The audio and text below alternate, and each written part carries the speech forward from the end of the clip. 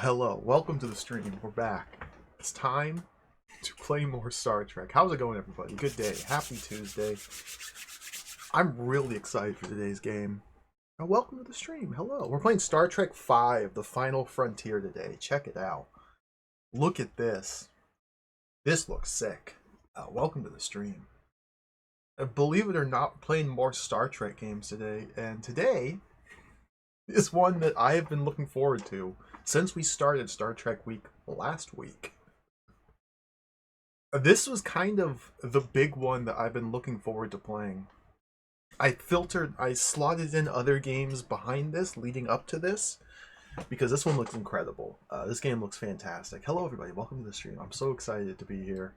Hello Dana, hello Tangle Bunny, hello STU, hello Pink Paperclip Guy, hello Biff Action, hello 8-Bit Tomato, hello SlugX, hello Duck Admirer, hello Foamed, hello Almacia, hello Infinity Issue, hello Professor KV, hello Chunko Bunkum, hello Dino Please, hello Mooware, hello Doppelopoulos, hello Damien Fox, hello Kakarado, hello Sepulchre Time, hello Tefla, hello everybody, hello Mike, WWM98, if that's your real name, hello Kreelosh, hello Bone Masher, Mr. Radon, hello, hello everybody, welcome to the stream. This is the third Star Trek game we've played in Star Trek Week. Star Trek Week is now 2 weeks long. Star Trek Week might go 3 weeks long. We'll see how it goes. But this is now the third game of Star Trek Week, based on the 5th film. The other 2 games we played, Rebel Universe and First Contact, were original stories based on the original series. This is based on the film Star Trek V, The Final Frontier. A lot of people say this movie's hot garbage. I say to them, you're wrong. This movie's kind of sick and awesome.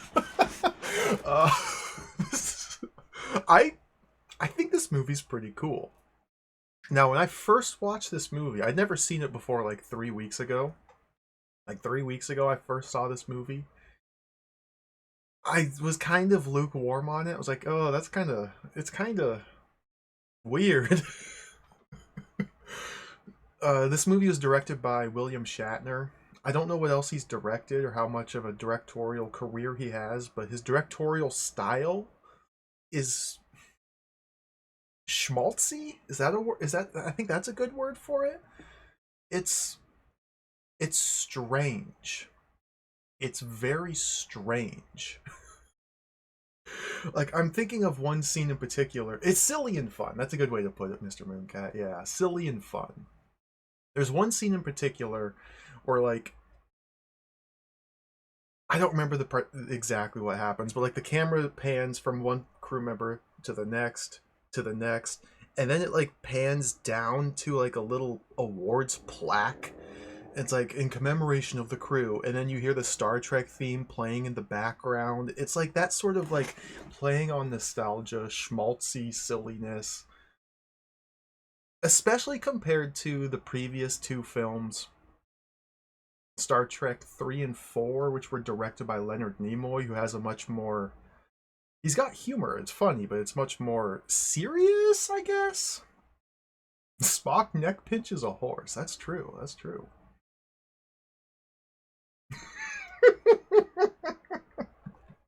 I'm really excited to play this. Hello everybody. Hello Frist. Hello Saladong. Z80 Guru. Burzel. Hello. Syllogism. Hello everybody. Welcome to the stream. Some guy in a hat. Welcome. Let's watch the movie trailer. So I forgot to set this up ahead of time. Let's watch the trailer for this.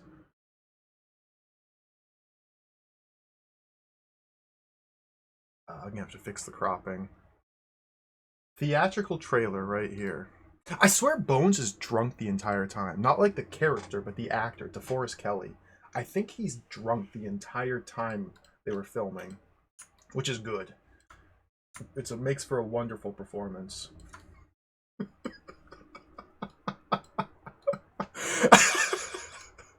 Hopefully this isn't too loud. From a relaxing vacation on Earth. Greetings, Captain. I do not think you realize the gravity of your situation. To the most perilous reaches of space. Only one crew dare travel where no man has ever gone before. We'll need all the power you can muster, mister. On a desolate planet, a renegade Vulcan seeks ultimate knowledge. To find it, you'll need a starship. And he will stop at nothing to get it. I dreamt that a madman had taken over the Enterprise. You look like you've just seen a ghost. Perhaps I have, Captain. Our destination is the planet Shakari, Eden, at the center of the galaxy. The center of the galaxy can't be reached. If you ask me, and you haven't, I think this is a terrible idea. Look at his neck and shit. Looks so cute. Remain on course. To Kirk, he's a fanatic to be fought. You know we'll never make it through the Great Barrier. I say the danger is an illusion. To the crew, he's a mystic to be followed. Cybok has simply put us in touch with feelings that we've always been afraid. I have to get back to the transporter. To Spock, he's the past he must confront. Shoot him! You know I'm right. Spock, my only concern is getting the ship back. And you're either with me or you're not. Put him in the brig with Captain Kirk. I'm a prisoner on my own ship. What are you standing around for? You don't know a jailbreak when you see one. Mr. Scott, you're amazing. There's nothing amazing about it. I know this ship like the back of my hand.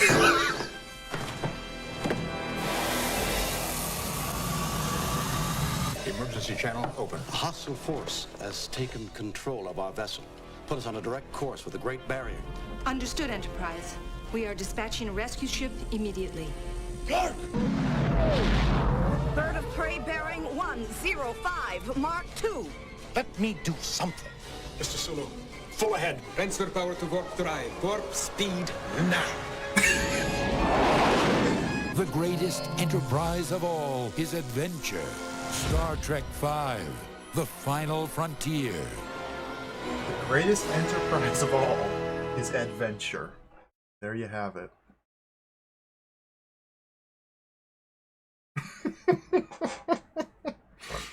God, I want to watch it again now. That was great. What a cool movie. I'm gonna have to watch that one again. That was sweet. Star Trek V. This is probably the lowest reviewed film of the original series movies. I disagree. I think the movie's great. It's very silly. It does not take itself seriously, but it has moments of gravity to counterbalance the levity. I hope the game is incredible, because I've been looking forward to this game. Star Trek VI, The Undiscovered Country, is also good too. Yeah, Star Trek VI was the one with the Shakespeare quoting Klingons, yeah. Because Shakespeare's better than the original Klingon. Moments of gravity, like Kirk falling off a mountain. Why is he climbing a mountain? Nah. Because it's there. Yeah, this is a DOS exclusive game. Never released or ported to any other system as far as I can tell. That Mindscape logo down the bottom right is a good sign. That means this should be pretty fun. Let's turn the box over. I can barely read this. Let's make it bigger. Oh, look at this. Star Trek V, The Final Frontier. Stardate, numbers. Captain's log. Captain James T. Kirk. These are the continuing voyages of the starship USS Enterprise. The renegade Vulcan Cybok has taken command of my ship and intends to navigate the USS Enterprise through the Great Barrier at the center of the galaxy. His destination is a legendary planet known only as Shakari. Sensors have picked up a Klingon bird of prey closing fast at warp speed. If we are forced into combat, we'll be outgunned and outmaneuvered. I have nothing to rely upon except my wits and the abilities of my crew. May fortune favor the foolish. As Captain James T. Kirk, it's now up to you as you face the ruthless Klingon Claw. Interact freely with your bridge crew as you never thought possible. What are your orders, Captain? Captain? Ultra realistic graphics. Ultra realistic graphics. And sound. Create the experience and bring you into the action and adventure that is Star Trek. Ultra realistic graphics and sound. This game uses the PC speaker. Take the con and set course for the most exciting adventure yet. Klingon bird of prey, sir. She's arming torpedoes. Mr. Scott, I need warp speed in 3 minutes or we're all dead. Boldly go where no man has gone before. Look at these screenshots. There's Mr. Spock, IBM VGA, IBM EGA. Look at those ultra realistic fighting game graphics. Amiga? I don't think this game ever got released for the Amiga. I guess it was planned or in production, but as far as I can tell, this was only released on DOS. But the graphics look really nice. Amiga and ST versions planned but scrapped, yeah. I love the artwork. Oh man, this looks so cool, so cool. Oh, I can't wait. The Amiga team went to see the movie, then canceled it. Maybe. Let's open up the manual. I'm anxious to get to the game, but this is... Well, the manual will speak for itself. The guide to operations here. Put the front in... Ooh, yeah, let me try that, Rubber Kitty.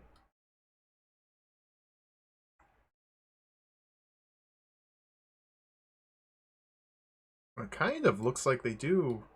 Like the landscape kind of matches down there, but like the color's different, but maybe? Oh yeah, look at the phaser. I'm gonna try and line that. Look at that. That's pretty slick. Oh yeah, maybe the spine. Maybe it like extends onto the spine to make it a full wraparound picture. That's pretty cool. Good eye. I didn't notice that. That's pretty cool. See, how can the game be bad if they went through that level of effort? It's not. It's going to be perfect.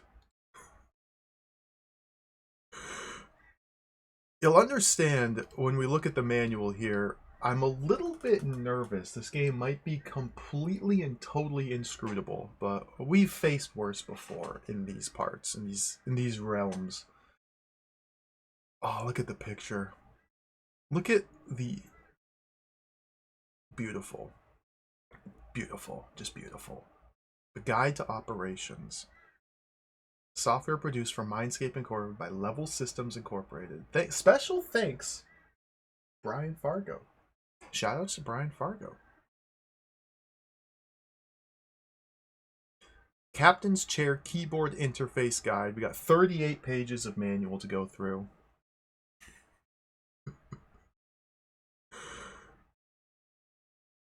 Captain's Log.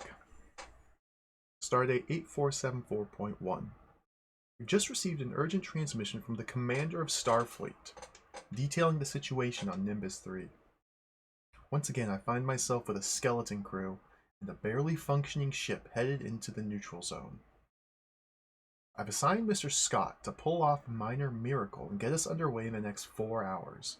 Commander Uhura has been picking up distant coded Klingon transmissions. I am certain the Klingon High Command has dispatched a vessel to Nimbus 3. It's my plan to beat them to the destination. I'm under direct orders to avoid any confrontation with the Klingons. Current negotiations for peace settlement, while well underway, are still quite fragile.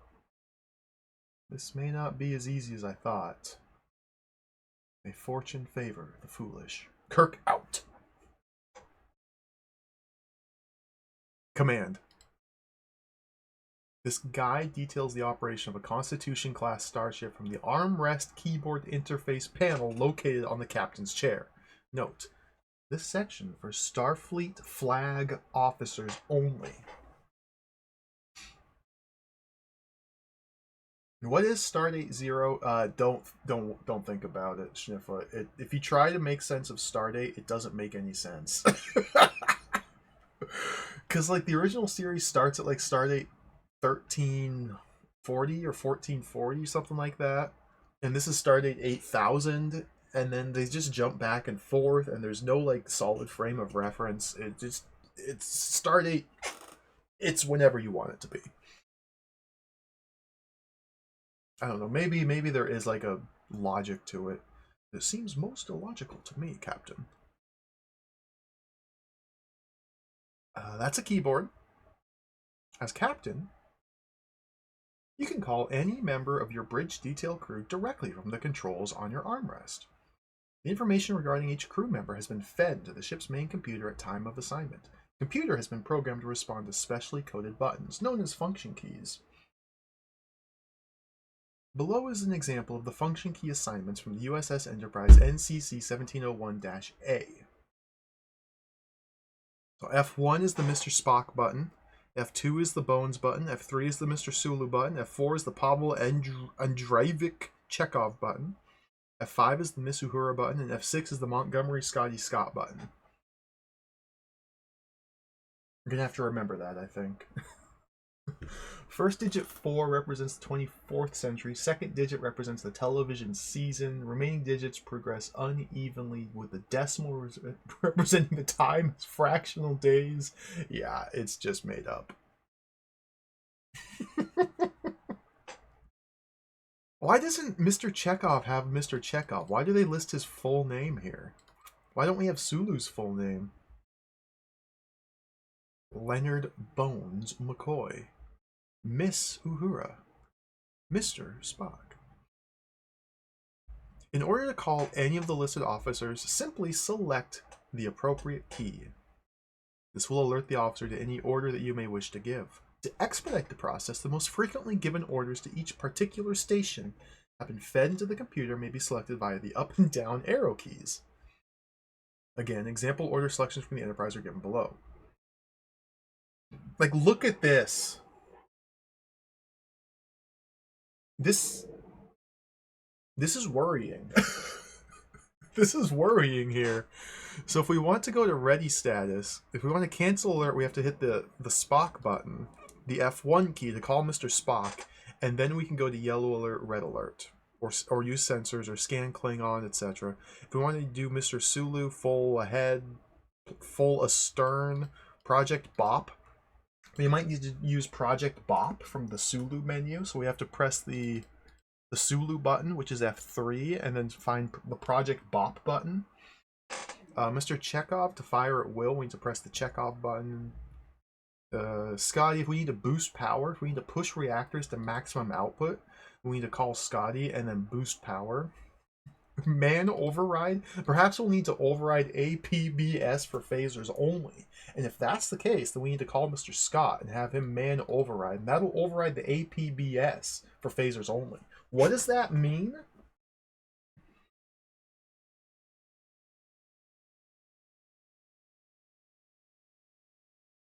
Communications and bridge messages.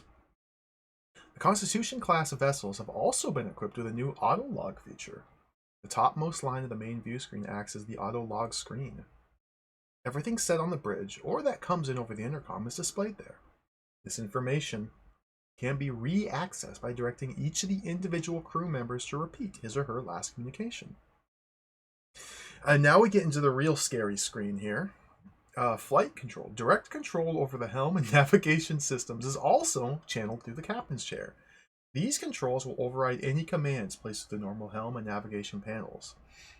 So naturally, we have the y-axis decline and ascent, x-axis arc left and right, z-axis acceleration and deceleration, using the up, down, left, right arrow cluster, and then plus and minus. Okay. The 5 button, or the KK, capital K, lowercase k, is all stop. Backslash or forward slash will stop forward motion only, but that's only forward motion. Now, what's defined as forward in relation to Y, X, and Z? I guess it depends on your heading, your current heading. The return key is to stop for right, left, and up, down. Okay. Period stops right or left. Okay, return does right, left, and up, down, but period does just right, left, and comma or asterisk does up, down, stopping those specifically. The F key, capital F or lowercase f, is for full ahead. H is for half ahead. R is for full reverse, and obviously, because that's the first letter, F, H, R. Shift and 0 through 9 is maximum engine power, power dedicated to drives. Note, this feature is only available when the APBS is turned off. Shift 0 through 9 is they're all maximum engine.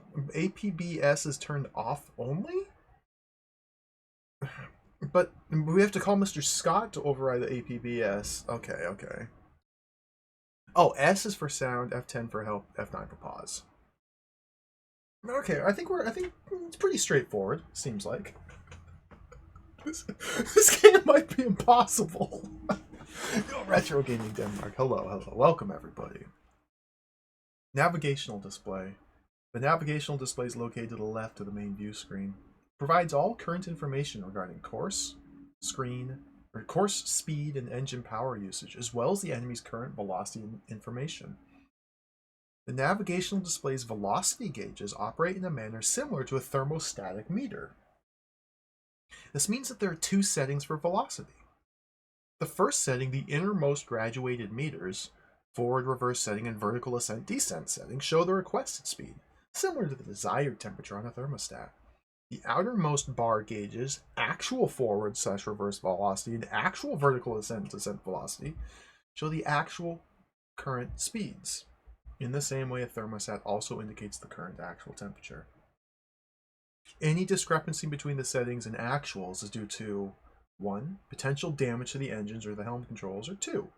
The fact that the actual velocity is a reflection not only of the current setting, but also the currently available engine power. See, it's pretty clear, actually.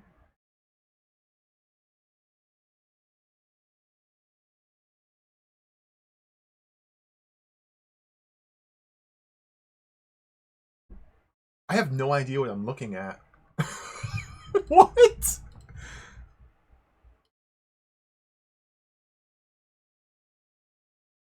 This... you can select among the Klingon birds of prey when more than one appears by pressing the tab key. Okay, that's good to know. Alright. Here's the navigational headings. There's the Enterprise. So 0 degrees is behind us. They're based relative to the saucer, obviously. That's where the bridge is. Plus 100 degrees is vertical on the Y. Z is forward, back. There's ascend and descend. There's port and starboard. Minus 100 is down. 100 degrees is that way. It's pretty straightforward, really. Weapons control. As with the navigation and helm stations, weapons control has also been routed to the captain's chair. Commands for interfacing with the weapon system are outlined below. Insert to fire phasers. So this is in addition to, what, F, H, S for full ahead, half ahead, full stop? No, R was reverse. And then the arrows. And now we're doing insert and space. Okay. Okay, T is to arm and disarm photon torpedoes. P for the phasers. D for shields. Shield does. D is shields, because there's a D in the word shield, so D is the shields button. A is for auto targeting. B is the auto power balancing stabilizer. Oh, a note on the auto power balancing stabilizer. The APBS is on by default when you're in space. Its purpose is to ensure that power is directed efficiently to all ship systems and that power usage does not exceed maximum. If power exceeds maximum, the total power gauge on page 24 will be pushed into the red, and the reactor core will blow. We don't want that to happen.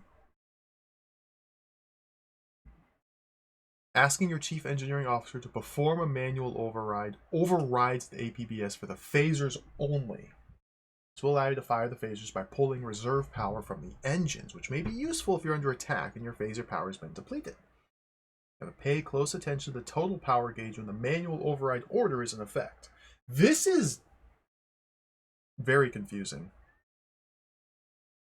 With APBS turned off, power usage must be controlled through the monitoring of engine power, shift 0 through 9, phaser power, shield power, etc.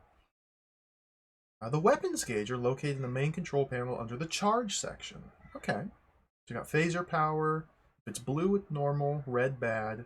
Photon torpedoes, can have max of 18. 4 can be armed at any one time, indicated by green. If it's red, then it's damaged. Shield strength gauge shows the amount of power currently being used by the defensive shield system. If it's red, it's damaged. Here's the different targeting markers. We get the crosshair, we get the square, we get the cloaked bird of prey target marker. Okay. The main control panel also incorporates the engineering display panels for power usage, total power, and dilithium crystal strength. The power gauge is divided into five sections. You got phaser power, shield power, engine power, life support, and average power usage. Very good information to have.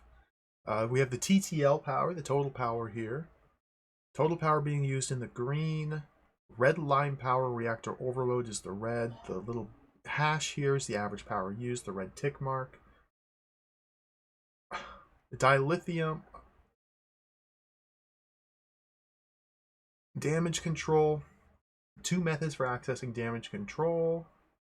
You can press F1. You simply press F or F8 on the console, or direct a crew member to effect damage control. This what is okay? Figure 1 damage control. 1 damage, 2 3 who 4 time. Okay. Well, impulse drive, there's the bar, SCT1 bar. Okay. SP, LR sensors, bar. T2, view screen, there's the bar there. Phaser banks. Yeah. Simple. Once you're viewing the damage control scheme, you'll see that the screen is broken into 4 sections. Yeah, obviously. As long as the chief engineer is healthy and out of sickbay, the list is always presented in a prioritized manner for general ship function. Be aware that if your chief engineering officer is injured, the items in need of repair will not be listed in order of importance. So we got to keep Mr. Scott healthy. The amount of damage. Who? There are always 2 technicians, T1 and T2. Okay, so that's what T1 and T2 are. 2 techs assigned to repair damage. You can tab between them and move them among tasks by using the up and down arrow keys. Interesting. So we have to assign individual technicians to repair individual systems as they get damaged, and the system's priority will be sorted from most important to least important, but only if Mr. Scott is alive and well. If Mr. Scott's injured, then they're going to be in a random order, and we have to make the determination ourselves. That makes sense, actually. But it looks like we have also has SC and SP, so maybe we can use Mr. Scott and like Spock to repair. Bridge crew members can be assigned to repair damage. Yeah, call the member of the bridge crew using his or her function key, select damage control. Okay.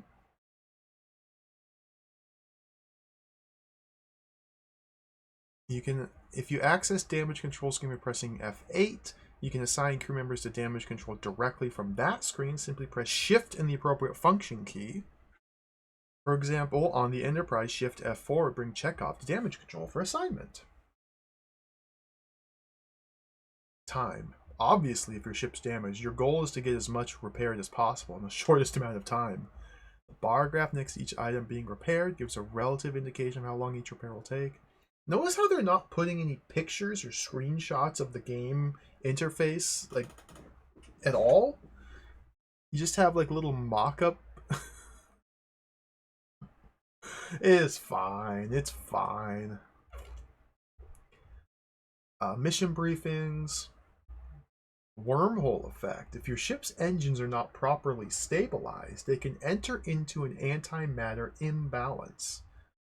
This antimatter imbalance, in turn, can create a wormhole effect. In this state, the phasers, which are channeled through the warp engines, are non-functional. Instead of firing phasers, you'll need to carefully avoid any of the debris that's been pulled into the effect with you. What? Photon torpedoes are operational within the wormhole effect and can prove quite effective in the destruction of any particulate matter caught in the matrix. However, due to the limited number of photon torpedoes carried by your vessel, their use should be considered only as a last resort. Though scientists have yet to encounter such an effect, it's been postulated that dilithium crystals can be discovered in just such a vortex. These crystals would be at least twice as pure as any found naturally and would make an excellent focusing source for the warp engines. Should you encounter any, it's well advised to use the tractor beam to collect as many of these crystals as possible, since the wormhole effect could dramatically deplete the reserves of onboard crystals. Can you do that?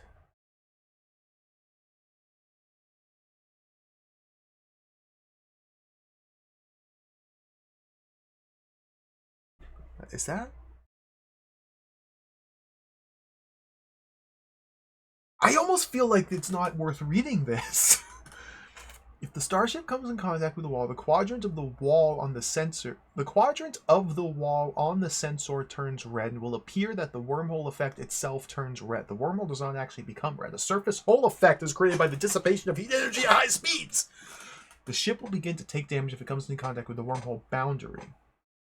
Also shown is the asteroid tracking. Any asteroids caught in the effect are shown as an enlarging red circle in the sensor's scan. These asteroids should be avoided or destroyed.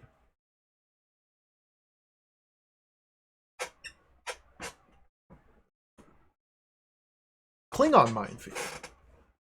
Klingon birds of prey are capable of laying a gravitic planar minefield around your ship. The Klingons can place 2 concentric rings of rotating gravitic mines on the horizontal plane of a starship. Did you know that? I didn't know that. That's incredibly good and cool. Except you're in space, so if you're putting mines on the horizontal plane of a spaceship, can't you just down? Can't you just down? The mines have been designed to stay in the same plane as your ship, thus the term planar. Oh, they match your plane! The mines will detect the weak gravitational force of a starship and will be drawn to move slowly towards it, thus the term gravitic. Should you encounter this minefield of Klingon design, your only hope is to blast a clear path to freedom. This will not be easy, as the minefield rings are counter-rotational. You'll have to create holes in both rings of the minefield, then navigate through the opening before the rings collapse and destroy your ship. There will be very little time. The main sensor display shows the relative distance of the rotating circles of mines in a Klingon minefield. You can change magnification by using page up or page down on the armrest keyboard interface panel of the captain's chair. Home to go to full magnification, end to minimum. Your ship's represented by a cross. Okay. Hand to hand, should you be left alone on a planet's surface to face a Klingon commander, just in case, it might happen. Be aware that the future peace of the galaxy could rest on your decision-making skills. If you allow yourself to be defeated, that's a very strange way to word it, you'll become a prisoner of the Klingon Empire. In the case of some Starfleet officers, as with James T. Kirk, there's quite a price on your head. The Klingon will be anxious to secure your capture. If you defeat the Klingon, it must be done through hand-to-hand combat. As you know, Starfleet does not condone the use of weapons as a means of settling disputes. Your only option in defeating a Klingon in this situation is to render him unconscious, then transport him back to your ship as a guest of the Federation. Once the Klingon is safely on board a Federation starship, the situation can be handled in a diplomatic way. Under no circumstances should you kill a Klingon commander and risk disrupting the tenuous balance of peace established between the Federation and the Klingons. So here's the controls. Pretty straightforward, really. You got the QWE ASD ZXC cluster to block, duck, and stand. I don't know why E, S, and Z don't do anything, but they don't. And then you got the numpad to kick high, kick mid, punch right, punch left. Why do they... What? Okay. Well, there's the controls. Pretty simple. Doesn't... What? Like, why? Okay. The mission simulator provides the challenge of combat maneuvers in a limited three-dimensional arena. However, your starship can only be simulated in its current state of repair. Should you choose to participate in an exercise in the mission simulator, you must keep the following goal in mind. You cannot lose face and be defeated by your Klingon opponent. Be certain to monitor your situation at all times. Damage control should not be left to random repair. So this is like an optional mission simulator? What is this? Bop out, bop dist? Enter out? Okay, sure. Rage for Kiwi, this is a DOS game. DOS, MS-DOS exclusive.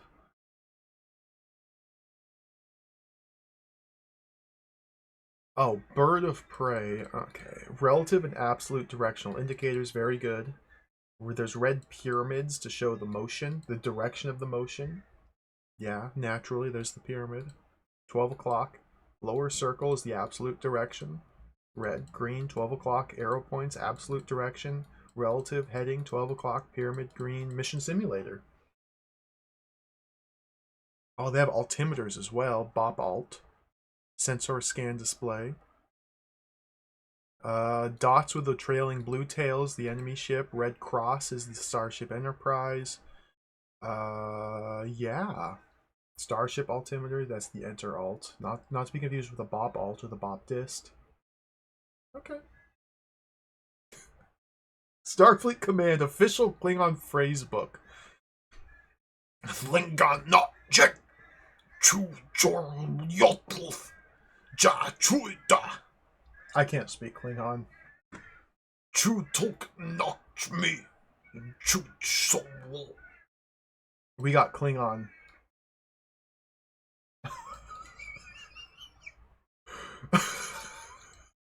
What is this? James Kirk. Tlakun. Kirkom Ruv Jig Gap Yin. He We got like 5 pages of Klingon. Nukta Kirk Matla. Please do not make illegal copies of this software.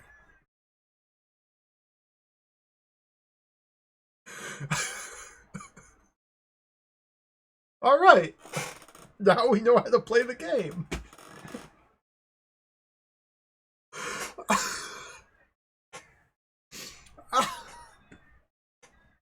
There's also a reference card that came with the game. The Star Trek V, The Final Frontier IBM reference card. Loading instructions already installed and set up and ready to go. Note to Starfleet officers. On some keyboards, the 5 key on the numeric keypad controls only work with numlock on. Shift F10 to quit to DOS. Auto-targeting for photon torpedoes will not work in the wormhole effect or with gravitic planar mines. At least the other side. The game overview. Yeah, this is an interesting place to include the overview of the game. As Captain James T. Kirk, your mission will be to navigate to the center of the galaxy, outwit your Klingon pursuers, and defeat the Klingon scoundrel Claw. Your mission is described in greater detail in the mission briefing on the game discs. After viewing the mission briefing, you must plot a course for Shakari with the help of your chief navigations officer. Then you must set the course using the sensor below the main view screen. Set the error to 12 o'clock. Once the course is set, engage warp engines to begin the mission. On the way to Shakari, you'll encounter a wormhole effect, from which you must safely exit. You must navigate through the wormhole while you monitor your crew and damage control. After exiting the wormhole effect, you'll quickly find yourself ensnared in a minefield of Klingon design. Again, you must safely navigate the minefield with the assistance of your crew. That's the two concentric rings of planar gravitic mines. I remember that. Once you've successfully navigated the minefield, you'll be able to reach Shakari if you replot and set your course to the planet. On Shakari, you'll be forced into a confrontation with Claw, the commander of the Klingon bird of prey that's followed the Enterprise to Shakari. You must use your combat skills to defeat the Klingon and ensure the safety of the Enterprise. Should you defeat the Klingon, you'll be presented with the challenge of competing against him in the mission simulator. Your ship will be simulated in its current state of repair when you begin the battle against the Klingon, plural, potentially. Winning the simulation against the Klingons will bring you praise and commendations. Losing will bring disgrace to you and Starfleet. Good luck.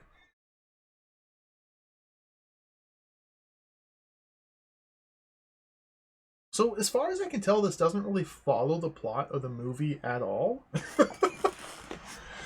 Maybe it's elaborated more in detail in the game.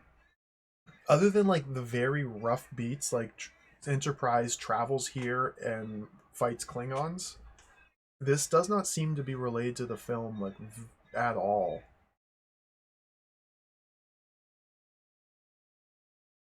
Let's play it. I'm excited. Minimize that. I'm excited to play this. Again, I've been looking forward to this game in particular. It looks completely inscrutable just based on the manual and like a couple screenshots. Let's see how it goes. Game. Star Trek V, The Final Frontier. We're in the Trek 5 directory. st5.exe.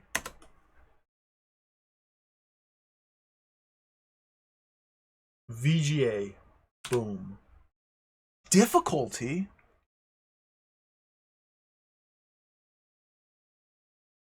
I'm gonna go Captain mode. 2.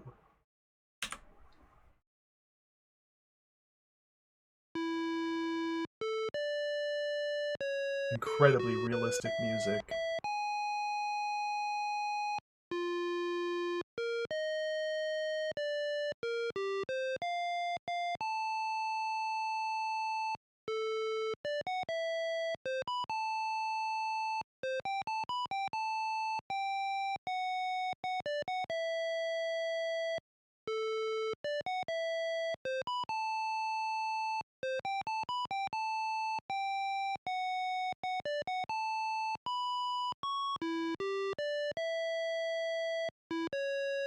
Will Wheaton was credited. Special thanks.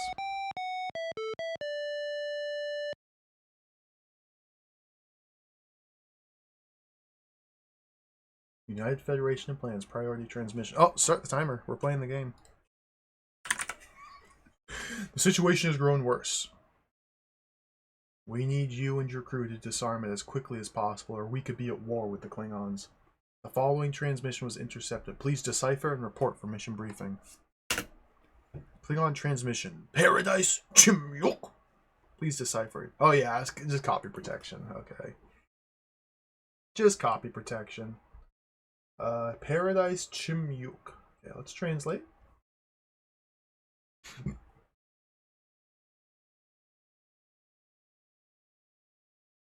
Paradise, that backwater mud hole.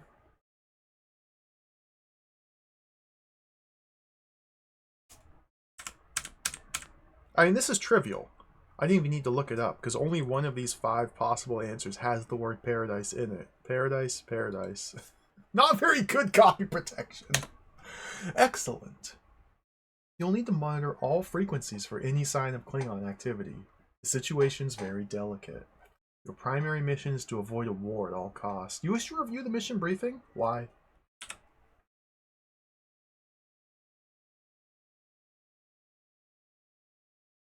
Stardate 8474.1. Admiral James T. Kirk, after General Court-Martial, is reduced to the rank of Captain and is assigned to the newly commissioned USS Enterprise NCC 1701-A. Outraged by this, the Klingon ambassador vows there will be no peace as long as Kirk lives. This turn of events threatens the peace treaty already under negotiation between the Federation and the Klingon Empire.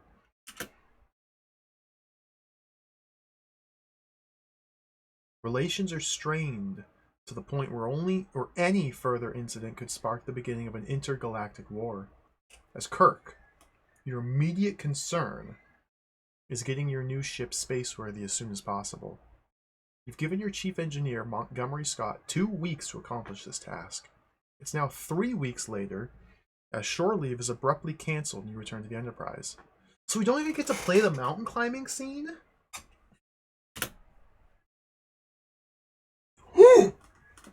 In spite of Scotty's hard work and expertise, the Enterprise is still in need of much repair. I think you gave me too much time, Captain. Look at this! Alright, this game's awesome. Can you see Scott? Oh no, he's hiding his missing finger. Oh, this is sick. This game might be ultimate, yeah.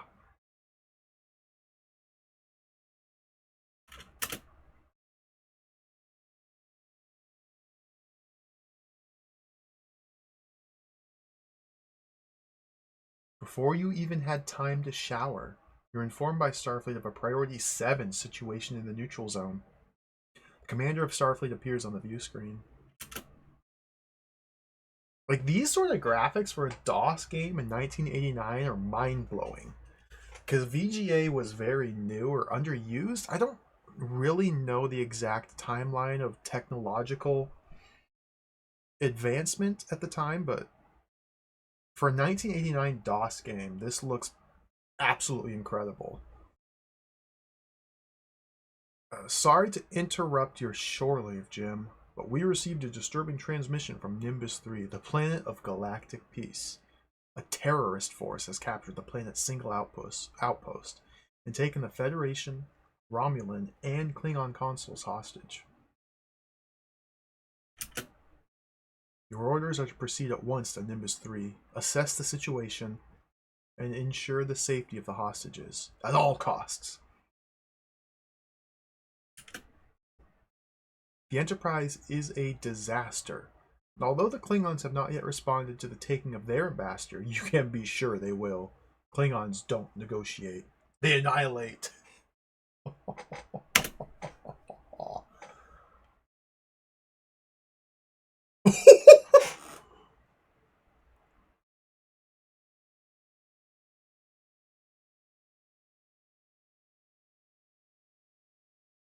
This owns. Yo, Coconut, welcome. Hello. Yeah, Niv, no, I'm sorry. Gramaflow, you gotta come pretty early to the stream to pick up that Gramaflow. In 1989!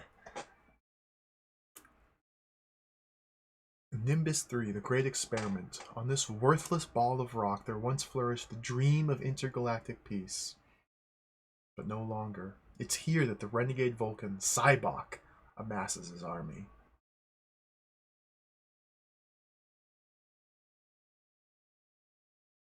So Cybok, if you haven't seen the film, Cybok is like...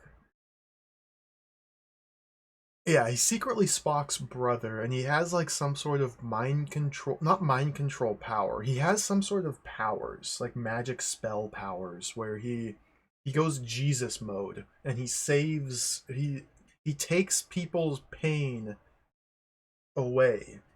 He absorbs their pain, and then he doesn't brainwash them, per se, but he makes them happier and less painful, and so they're more pliant and willing to follow him, and so in that way, he kind of mind controls people. It's not really clear, at least I didn't understand it very well. And I don't know if that's the sort of thing that all Vulcans can do, or if he in particular is just like a magic Vulcan Jesus figure. He absorbs their negative emotions and makes them susceptible to suggestion or something. Yeah, something like that. It's kind of vague. And so, I mean, with that sort of power, he's just a menace. Or is he? Maybe he's really good and trying to save everybody.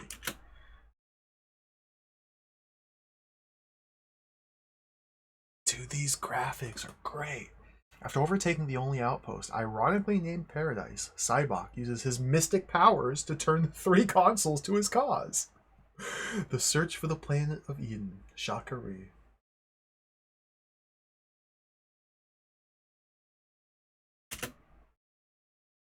He now holds the consoles as bait, awaiting the arrival of a starship.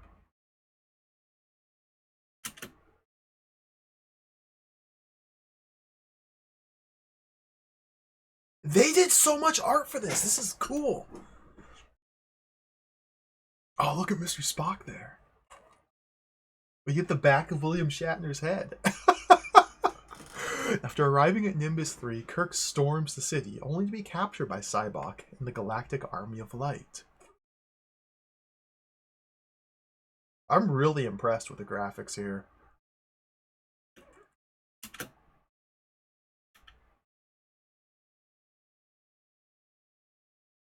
Oh, William Shatner. Cybok has taken the Enterprise. Just like that. His destination, the Great Barrier, at the center of the galaxy, and the planet Shakari. That's a good Kirk. That's a good Kirk face. He's got the movie uniform on, too. The Klingon Empire has also responded to Cybok's trap and has sent one of its youngest and best warriors, the ambitious Commander Claw.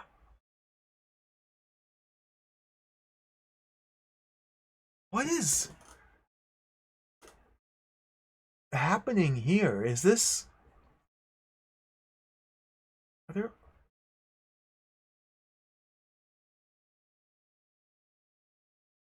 I don't really... Oh yeah, he's got like a periscope, that's right. It's like a space periscope. Oh, I forgot, yeah. The Enterprise, with warp drive barely functional and systems in disarray, is now under the control of Cybok's forces. Under Cybok's orders, you proceed toward the center of the galaxy, into the unknown. After intercepting a message detailing the Enterprise's course and destination, Claw vows to intercept the Enterprise and capture the renegade, Captain James T. Kirk. Oh, that's the bop. It's now up to you as Captain James T. Kirk. Your ship has been taken over by the madman Cybok. Your course is to set for the impenetrable Great Barrier at the center of the galaxy. You are responsible for the safety of your ship and crew, as well as the future peace of the galaxy. The Klingon Claw has intercepted your communications and plans to beat you to your destination. Your defeat will be the ultimate prize. And so, the game begins.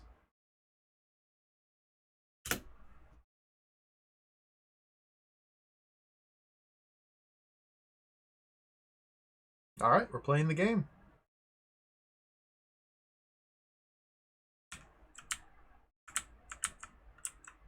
Uhura says section 120, partial power maintenance. Okay, thank you, Uhura. I'm spinning. Okay, F1, Mr. Spock. Go to normal readiness, Mr. Spock. Sensors, please repeat. F2. There's bones. F3. F4. Stand by for orders, Mr. Chekhov. F5. What? Why does Uhura look like garbage?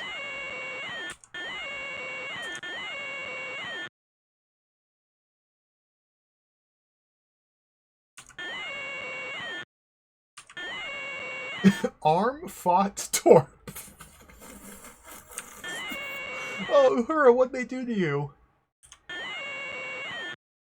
There's Mr. Scott. Okay, so I don't know what any of this means or what we're we need to plot a course for Shakari. So let's go Mr. Sulu. Plot course. Plot a course to Shakari. Aye aye, Captain. Okay.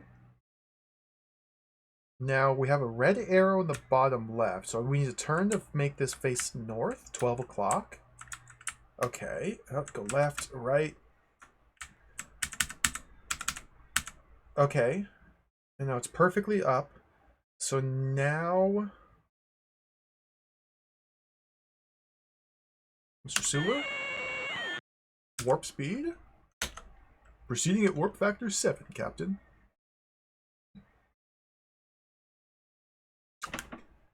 Did it! He had to align to space north, yeah.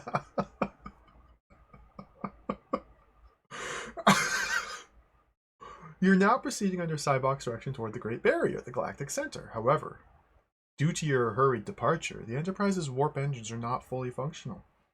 This condition has thrown the ship into antimatter imbalance and created a tear in the fabric of warp space. Oh no. The Enterprise and nearby space debris have been pulled into this wormhole effect. Only by carefully avoiding the boundaries of the wormhole and by avoiding the debris can you hope to successfully navigate through the maelstrom. Bootblacking, there was no rock climbing scene. We completely skipped that, sadly.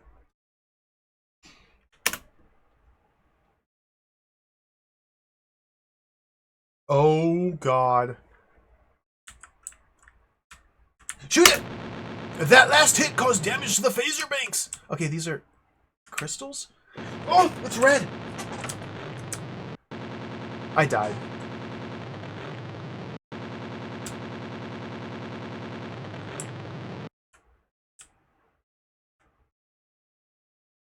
Enterprise destroyed. Unsurvivable hull damage.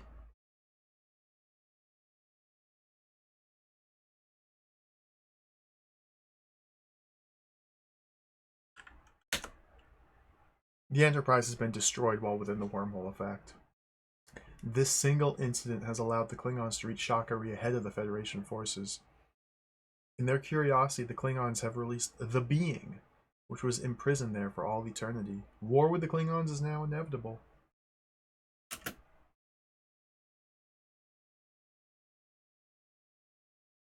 No.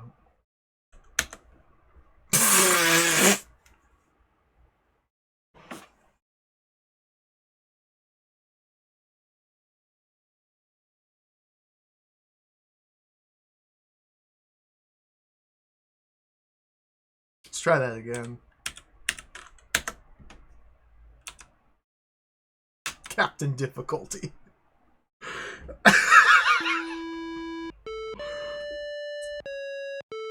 Straight to DOS prompt. So what the heck was I even doing? I had control of the Enterprise for a grand total of about 5 seconds, and then I died.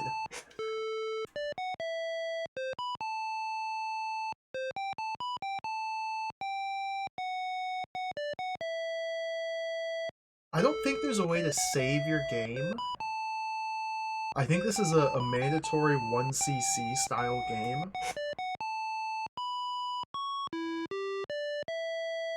I don't remember all the buttons on the keyboard. Oh god, okay. We're gonna have to practice this. This is gonna be a tough game. Paradise Chimyuk. This is the same! This one. No mission briefing.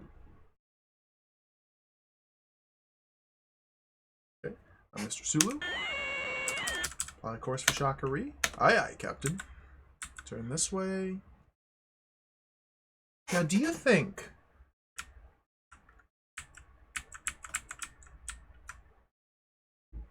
Is it possible that the vast majority of these different functions here are completely and totally irrelevant?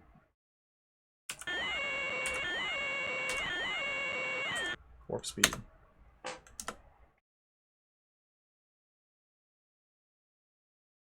Okay, that's level 1 complete. So now we have to go through the maelstrom. Okay. Dodge up. So we need to pick up like crystals. Go up! God damn! Up! Oh my god!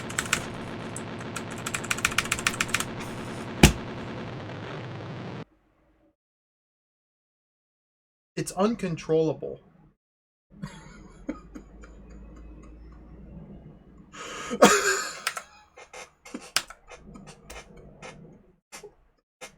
no.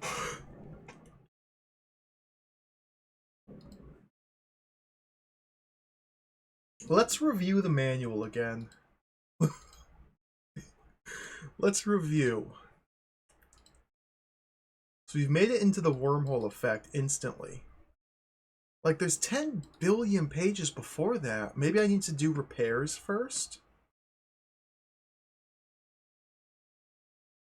The phasers are non-functional in the wormhole, so we have to avoid the debris or shoot them. Okay. Photon torpedoes are operational, but we can only have 4 loaded at any time. There's dilithium crystals.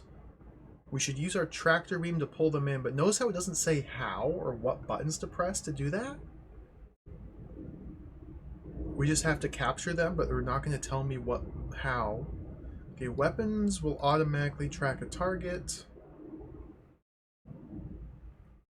Okay, so yeah, this is the display that... Oh my god. The circle encompassing the ship in the display represents the wall. Don't want it to turn red. Asteroid tracking. Asteroid should be avoided or destroyed. Okay.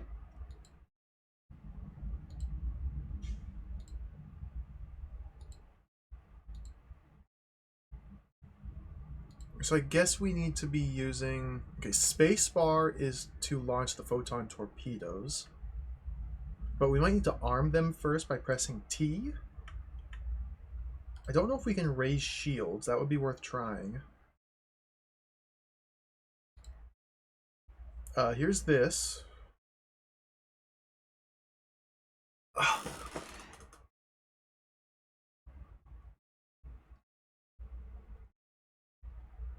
Do we need to modulate our acceleration with plus minus? Return is stop, period, comma, FHR, shift, down. Okay, we just navigate with down, up, left, and right. Okay, let's try again. Seems pretty straightforward, pretty simple. Let's try this again. SD5. 1. Captain difficulty.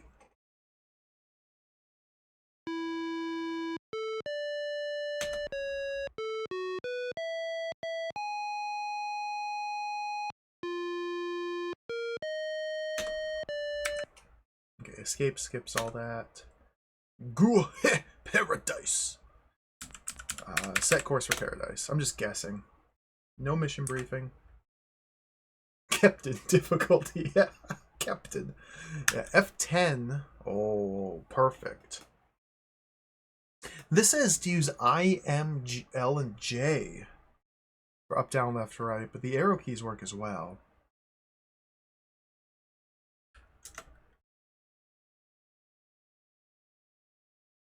Good God. Okay, T to arm, space to shoot, I, J, L, and M. Insert to fire. Like, you can't press these buttons. These are not ergonomic controls.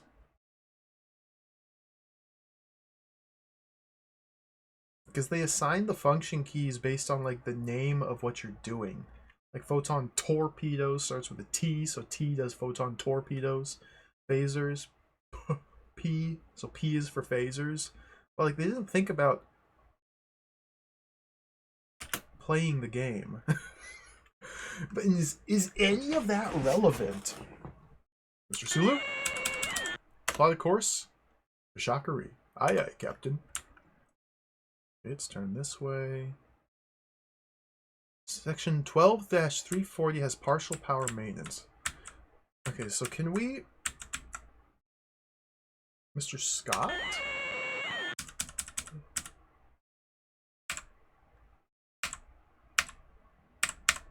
Stand by. Aye aye, Captain. Monitor all subspace channels. Arm fought torp. You like this music? The sound? Ultra realistic sound effects.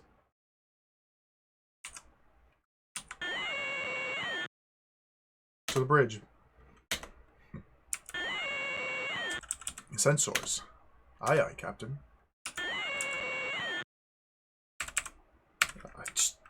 Mr. Sulu, warp speed. Proceeding at warp factor 7.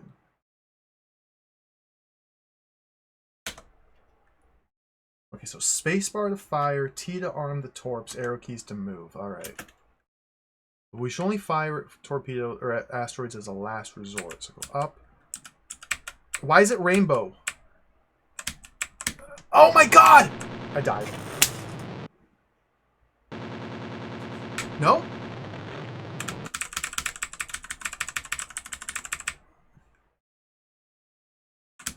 This is unplayable.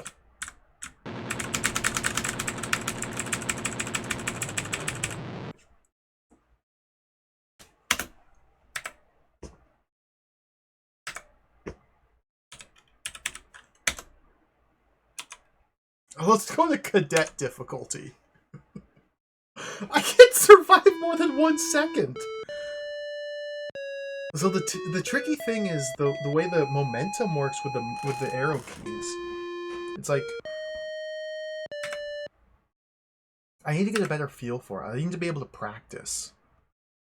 Enterprise. Review the mission briefing. No. It's like there's this very strange sort of momentum when you move. Like I just tapped the left arrow key once, and now we are permanently rotating to the left. Okay, I tap it to the right, and we have now permanent. So it's like a dial. It's like our movement is like a dial, but instead of having a dial that we turn and twist, we have arrow keys that we press to like set the dial in these different directions. If that makes sense. Like up. We have now set the dial up, which is up. And then plus is forward. Minus is backwards. So down is okay.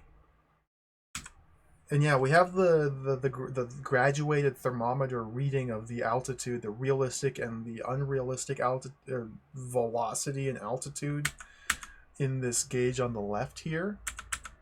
So yeah, you can see pressing left and right is moving this tiny little bar right and left by a step. It's like a thermostat, exactly. And up and down does that one. Plus and minus does that one. Enter is erase all horizontal and vertical, but not Z, forward or back.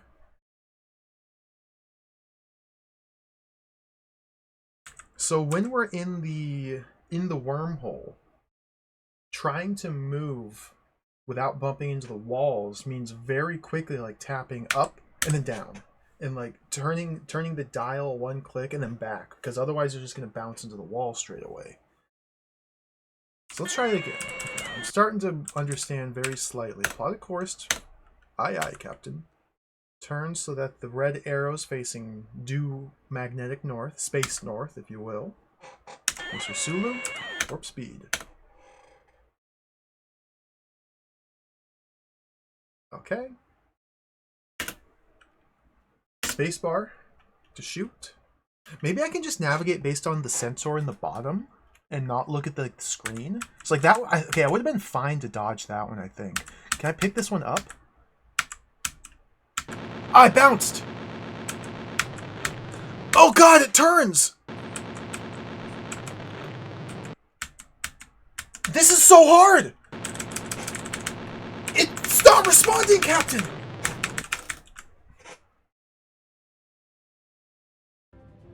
Weapons stations. Fire at will. We made it farther. We lasted 10 seconds that time.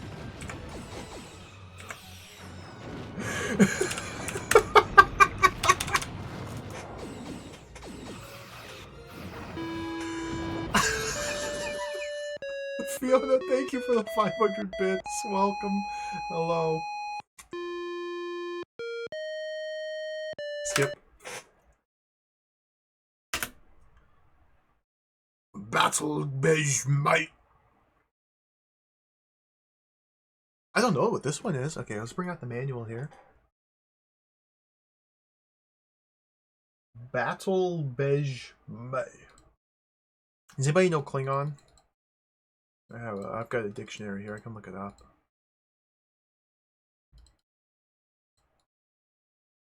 None of these. Battle. Nope, not that one. Right here. It will be a glorious battle.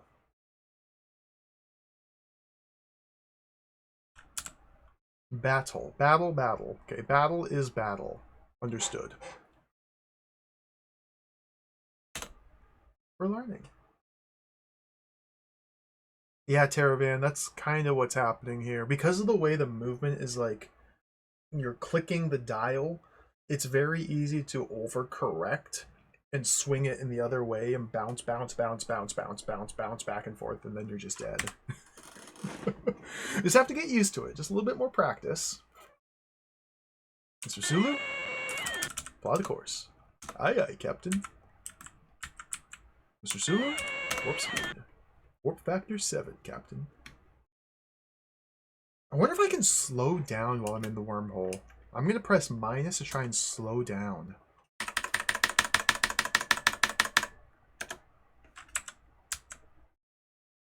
Okay. Maybe we just go at baby speed. Is this fine? Okay, let's step it up a little bit. Oh, that's coming straight for me! Shoot it! I need to arm torps. I didn't arm the torps. Okay, arm torp, shoot. Okay. Arm torp, shoot. Phaser makes damage! Okay. Go over. So how do I tractor beam this dilithium crystal here? Am I tractoring it? Am I tractoring? Oh god! Am I tractoring? I'm dead. Energy reserves depleted.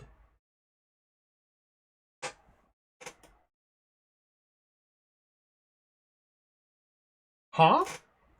That's a different cause of death.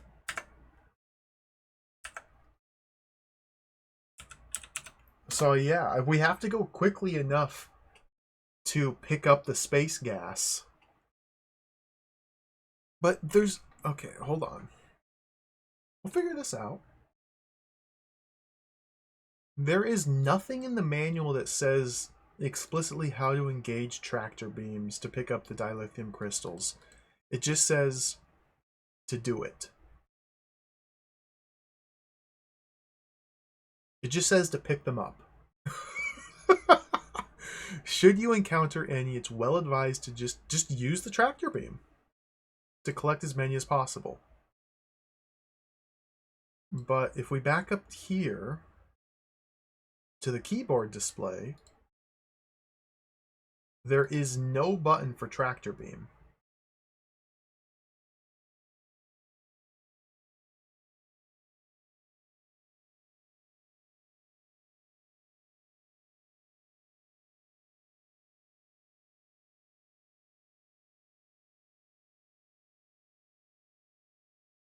This is for targeting. Weapons control on page 19 for weapon and tractor beam. Oh, okay, page 19.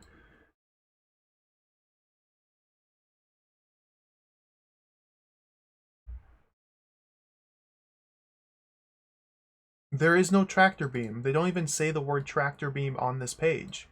No, wait, insert. Insert fires phaser, but if the phaser is not operational, it locks on the tractor beam. Okay. That seems like a very bad way to command a spaceship. Have the same button to do two separate functions, but only if the first function is damaged does it do the second function. So if that seems very bad. But this is specifically the controls on the captain's chair. Mr. Chekhov or Mr. Sulu or Mr. Spock would actually have access directly to the tractor beam, even if the phasers were working. But since we're controlling it through the captain's chair, it's different. So, okay, so I need to use spacebar T.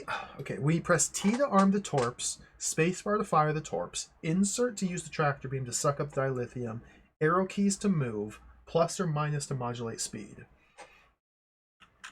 Insert. Arrows, plus minus, T, space. Okay, got it.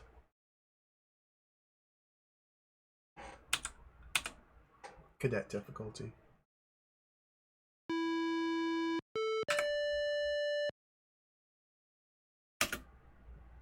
Cho hiv he. I don't know what that means.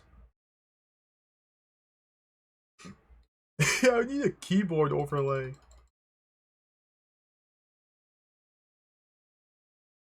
Cho hiv he. Alter the attack course.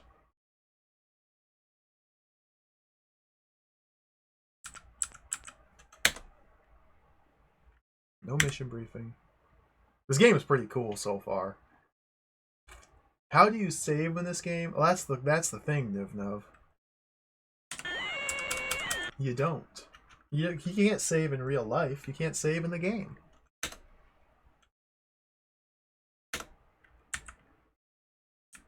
They're striving for realism in their simulation aspects of this video game here.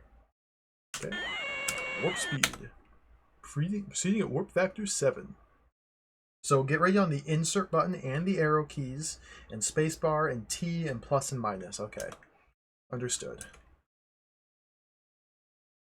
I'm not gonna, we gotta modulate my speed down 1 pip, I think. Okay, let's dodge that. I don't know how to dodge those. Okay, insert. Insert. Insert. Did I dodge that? Okay, we got it. I missed that one. Insert. Oh, I'm dead. No, we're not. It's just the sensors display. Oh, and plus! Oh, God!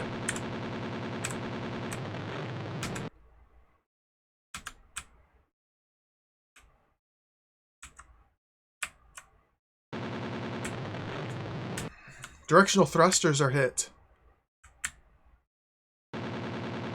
Tactical distance indicator. That was pretty good.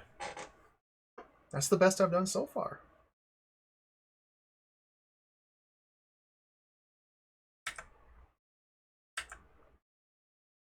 This is pretty cool. Let's try again.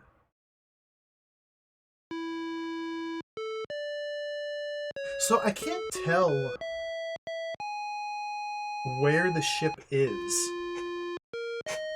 Like, if I'm trying to avoid these asteroids, I can't tell how far, like, above or to the side I need to be to avoid a hit.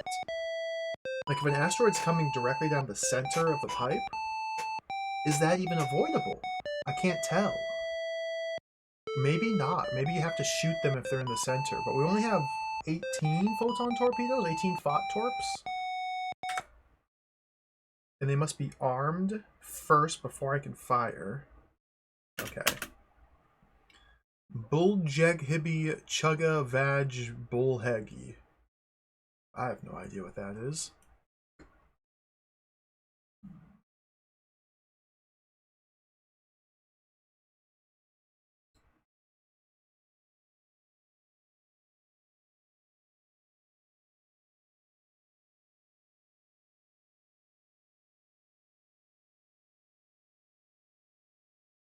I missed it.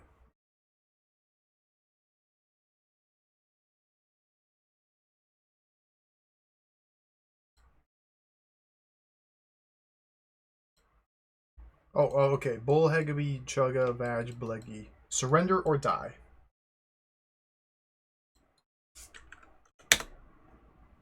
No mission briefing. Hello, Torisha. Welcome. Good to see you. Mr. Sulu, fly the course. Aye, aye, Captain. Okay, let's align ourselves with Space Norths. Now, Uhura is saying that things are happening. Should I pay attention to that? I wonder if I should, like, pay attention to that.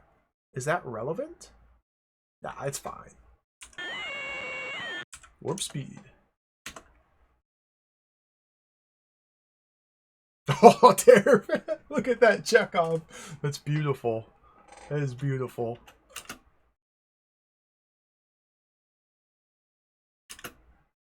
The Maelstrom. Okay, we've got to navigate the Maelstrom. Remember, insert, up, down, space, T, Go down. Okay, I dodged that one. Trying to stay something. Insert. Down. Insert. Insert. I need to say centralized here. I just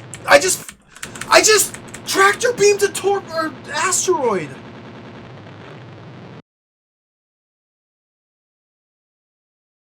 I tractor beamed the asteroid in and it destroyed the ship.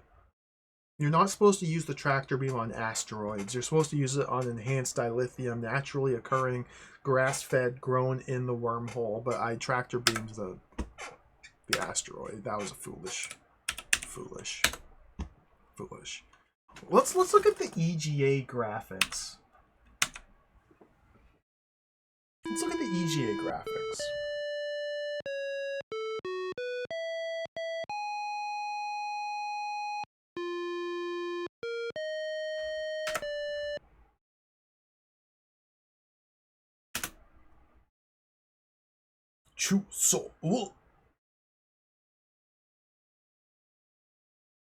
I have no idea what this one is.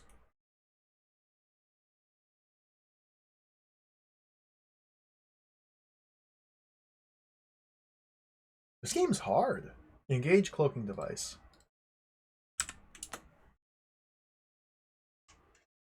Now, because we have EGA graphics, let's skim through this again just to see what this looks like, the intro. I imagine it's just going to be the same pictures, just with a different color palette. Less colors. I'm curious.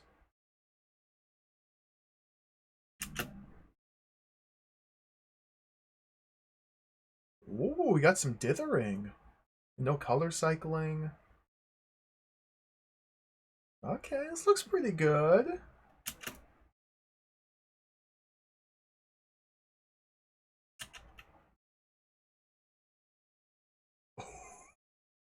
Oh, that's a good face. I love this dithering.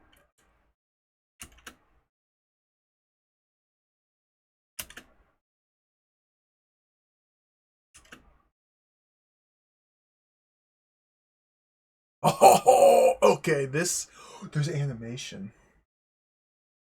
This, I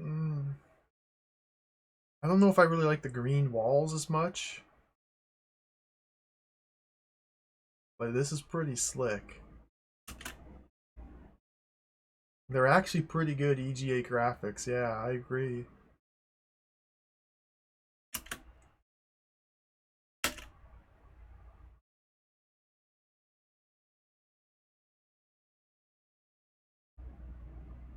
There's Mr. Spock.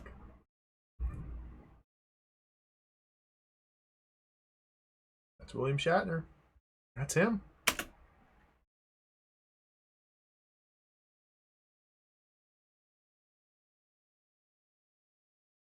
This one looks like it might be redrawn.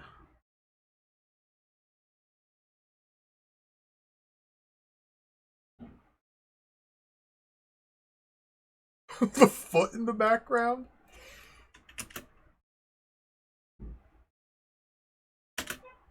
And so the game begins. Alright. Oh, we gotta look at these pictures again. Okay, pretty good. Uhura? Hers is totally different. She has a completely different, and I'd say arguably much better portrait here in EGA, instead of like the poorly digitized picture of her in the VGA. This one's like a lot better. All these others are just digitized with a different color palette. Fly the course. Aye, Captain.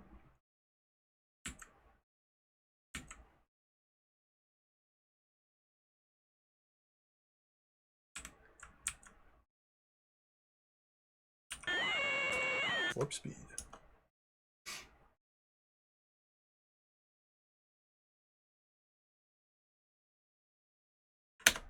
Okay, T space insert arrow keys. I get my hands ready for this. Stay at normal speed. Go down, go up, stay in the middle if possible. Insert, insert, insert. Got a lot of dilithium. Naturally Grown, grass-fed dilithium. Okay, I gotta turn. Insert. No! Oh, I got screwed! Okay, this is really bad. Yep, I can't turn. I can't turn because I tractored another. Oh, dude, it's over.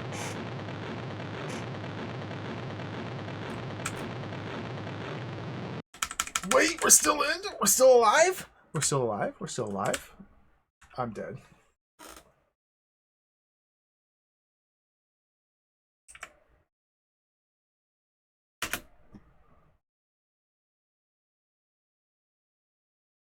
Tough game. Tough game. Go back to VGA, cadet difficulty. Now we might be able to if I'm quickly enough. I guess I should try. Perhaps we can like assign crew members to do repairs if we get hit. I haven't even been trying to do that. Kirk Heswell Tevna. Gotta be this one.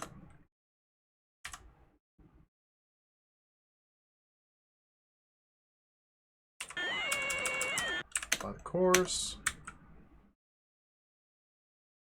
Now, I would assume that the game is still running when I'm in these little screens here, but like if I go forward and then hit this, are we still in fact moving through space or not? I can't tell.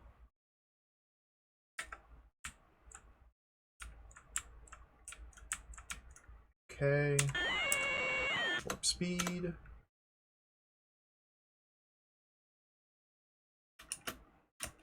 Here we go.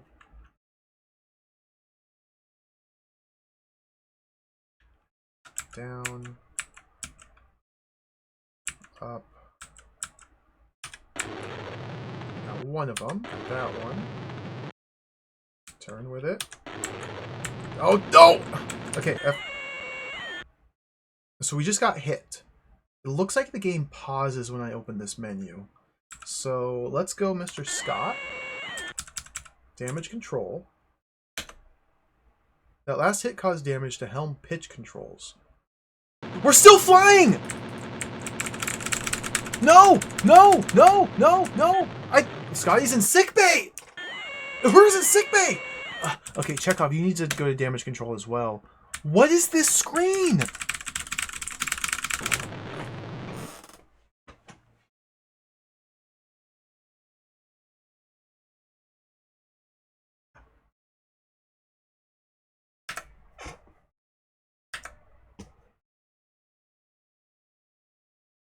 What?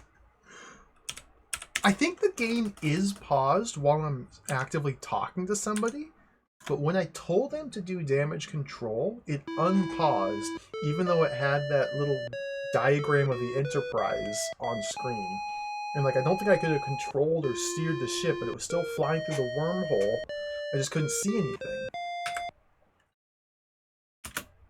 Let's try again. Kirk Goo Heg. Gotta be this one.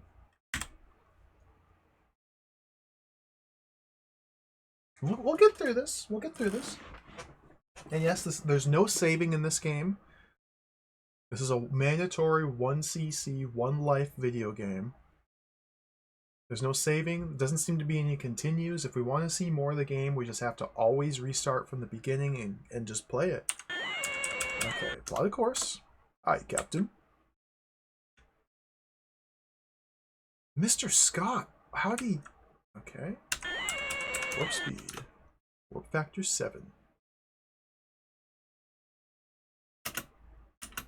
This is just level 1. I guess this is maybe level 2 here. And after this, we're going to emerge at the gravitic minefield. And then have to deal with that.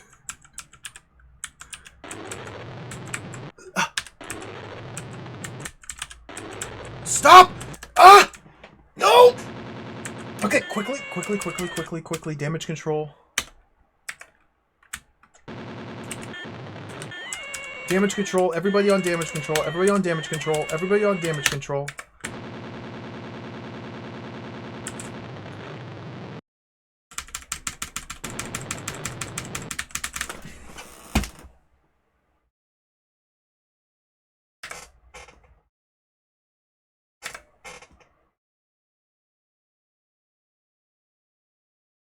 Wonder how much this game sold for.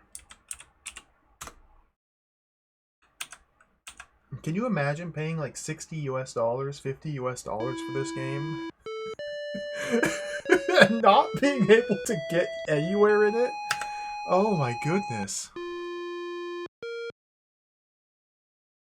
It's only been 47 minutes, so we can still learn this.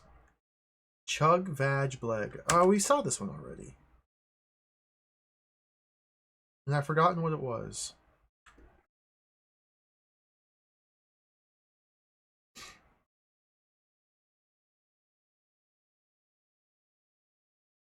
forgot which one this was.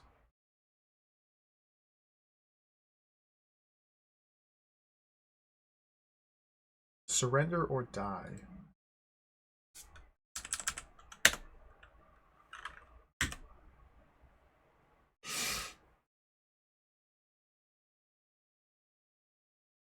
Is there really nothing else we can do ahead of time to prepare a little better? Excuse me. Oh.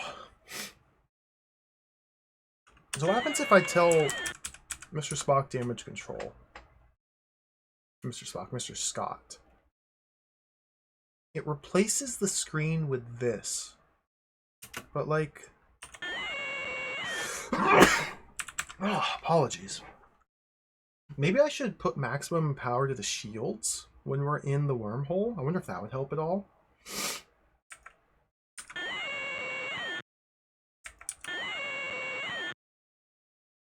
I'm just reviewing my options here.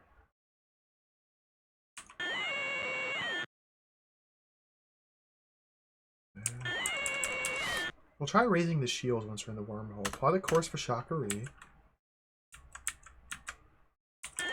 Take us in, warp 7. As soon as we get in, I'll have Mr. Scott raise the shields.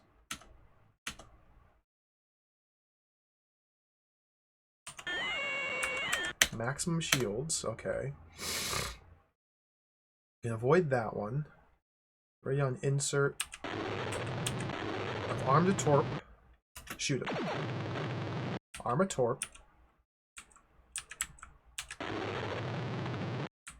Grazed. Shoot! Okay, we have another torp arm. Shoot! Oh, that's bad. Okay, we avoided. Okay. Plus, insert. Shoot. Oh, I disarmed the torp, but I dodged it. Okay, this is really good. This is really good. Easy game. Upon reaching the other end of the wormhole effect, you find that you've been expected.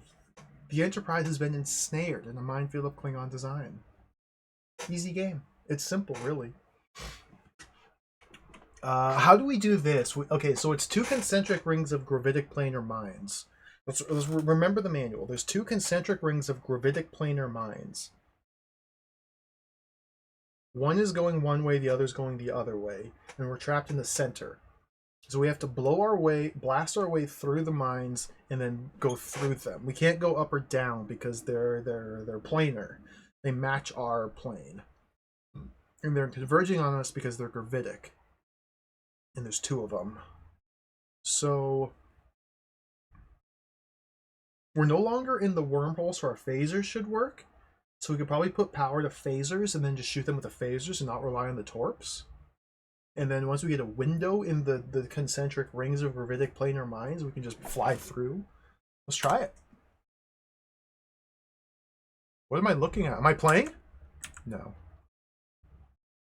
Around you are literally hundreds of gravitic mines weaving in tighter about the ship.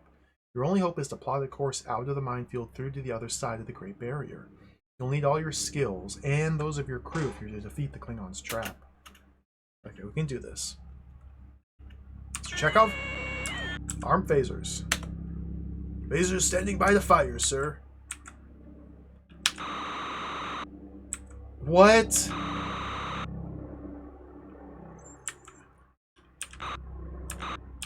I'm out of phasers.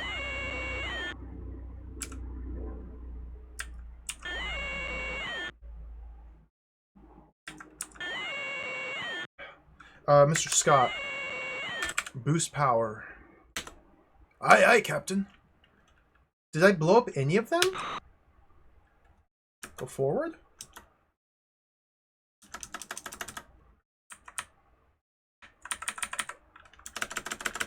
I haven't hit a single one. Okay. We have to creep forward. I'm creeping forward. And now we have like the... Okay, we need to... Okay, I'll modulate our speed so that we're rotating with the inner ring. Fire. I don't think I hit a single one. What is... They're converging. They're converging.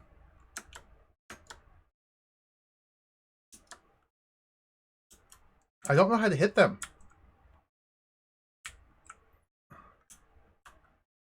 Insert.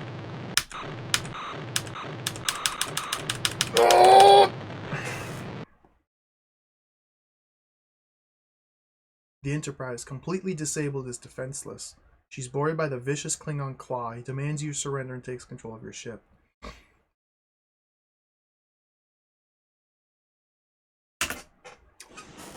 You're taken prisoner and forced to stand trial for your crimes against the Klingon Empire. It's a sorry day. The Klingon High Council is not known for its leniency. Straight to DOS prompt. Okay, that's a new PB. We've made it farther. So, let's review the manual.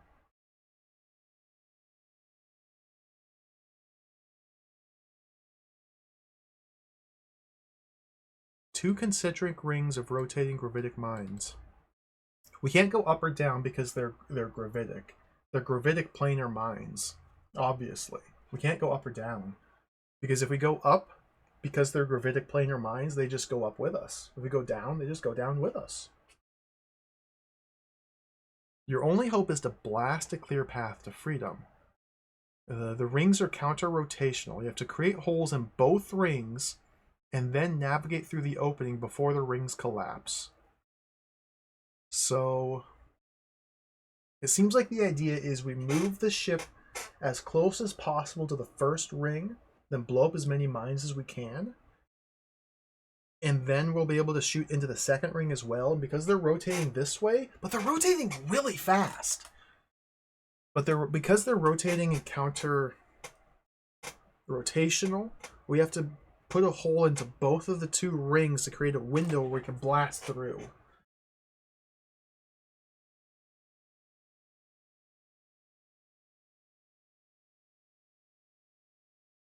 I wonder, like, if I turn myself to match the rotational speed of the inner ring, would that make it easier, maybe? Let's try again.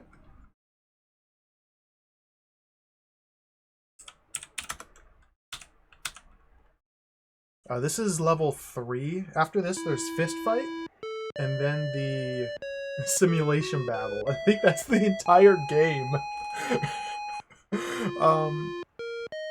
I think this game might secretly be super duper duper duper duper short. But it's also impossible and punishing and gives you no mercy or continues or lives. So you have to get good enough at it to be able to play it all. Gusso. This is probably prepare to cloak, I guess. Prepare to cloak, yeah.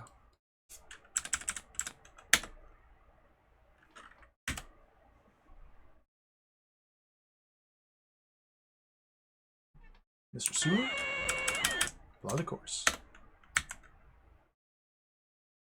This is pretty cool. Mr. Sulu, take us in. Warp speed. Warp factor 7, sir. The hardest part is not hitting the walls here. Okay. That should be a good dodge. Suck. Good dodge. Suck. Suck. Fire!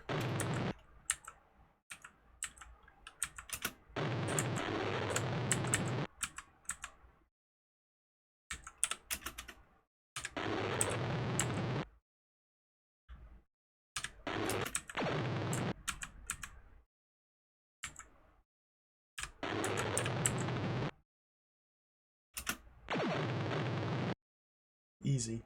Alright, this game's easy. Trivial. Baby game. Okay.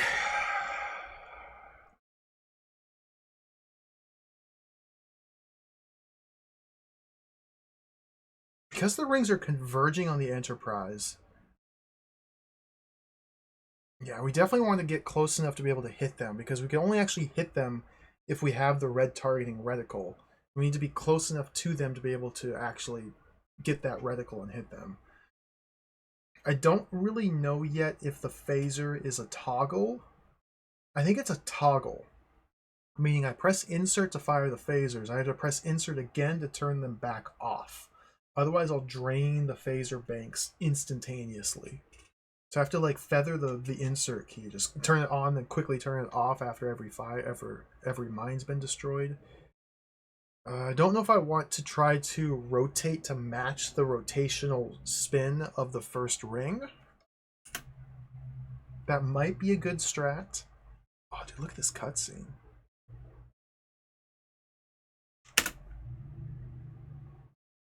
You're definitely going to want to creep forward. Okay, so creep forward. Oh, wait, no. Plus to go forward a little bit. F3, no, F4 for Mr. Chekhov. Arm the phasers, okay. When you get close enough. Is it comma is full stop? No. When you get closer. Okay, it's.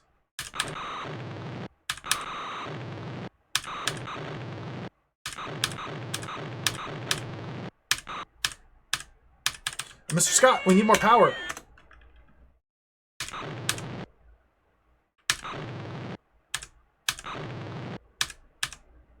I need more power, Mr. Scott!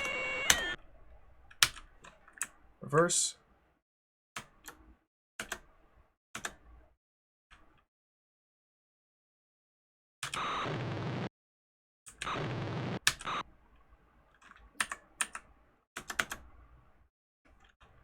Okay, go forward.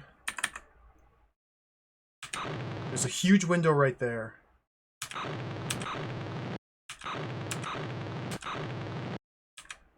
Okay, reverse. The outer ring has not been penetrated. Okay, there we go. Get a nice little hole in the outer ring. Back up, back up, back up. This is kind of sick. Oh, I missed. Right, Mr. Scott, we need more power. Okay, there's my huge gap, but I can't take advantage of it because I have a hole in the outer ring. I need more power. Okay, go, go, go, go, go!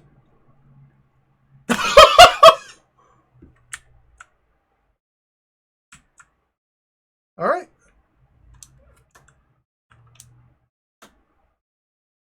What's that green thing?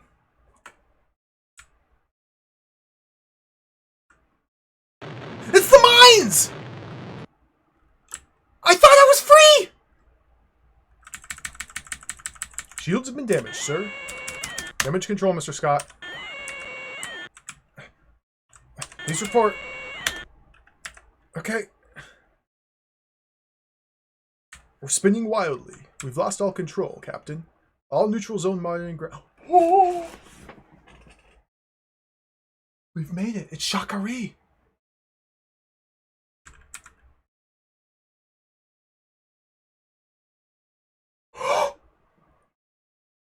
This game might be amazing. Okay, a fight. It's time for fight. It's time for Mortal Kombat. Having successfully managed to breach the Great Barrier. Now, okay, here's a big problem. After we win the fight scene, we have to do the simulation battle against the Klingons. But the ship will be in the same state it's in after that scene there. And we took a couple hits there at the end because I didn't know what to do.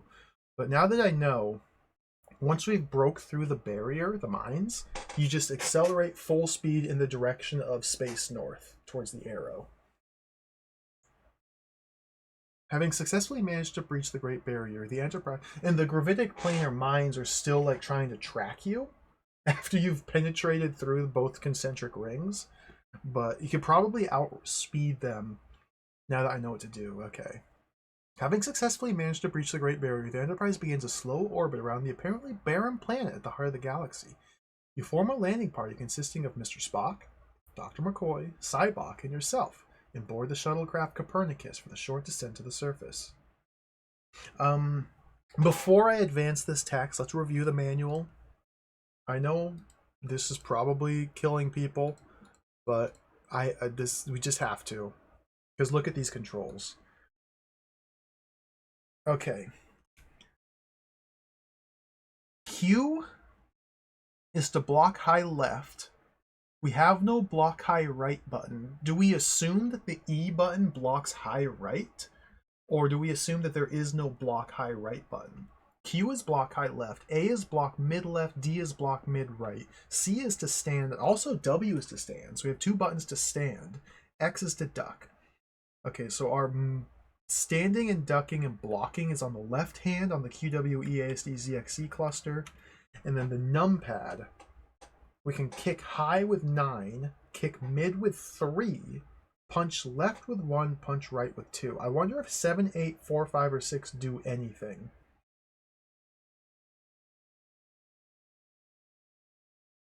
So you have to use both hands on the keyboard. Left hand on the blocks, right hand on the attacks. So mid, high. We can't block low unless the Z button blocks low and it doesn't tell us. Do you think they're not telling us what some of the buttons do? Well, only one way to find out. This is very exciting.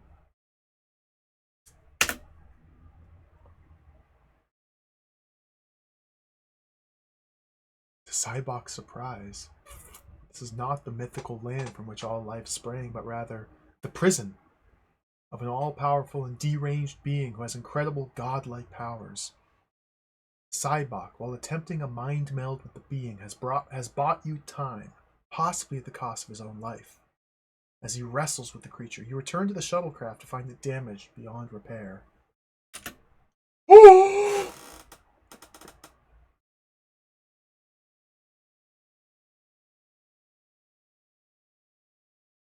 The transporter is only partially operational. Mr. Scott's able to beam only Mr. Spock and Dr. McCoy back to the Enterprise.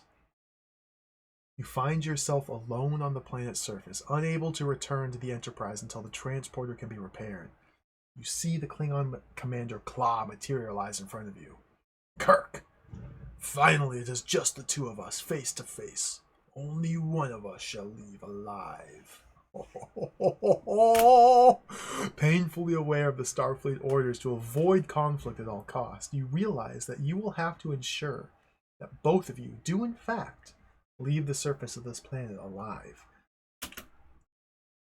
I've already forgotten what the buttons do. Punch! Kick him! Kick him! Kick him! Kick him! Kick him! Kick him! Okay, punch him! Punch him! Punch him! Kick him! Kick him! Kick him! Punch him! Kick him! Punch him! Kick him! Kick him! Punch him! Kick him! Punch! Kick! Punch! Kick!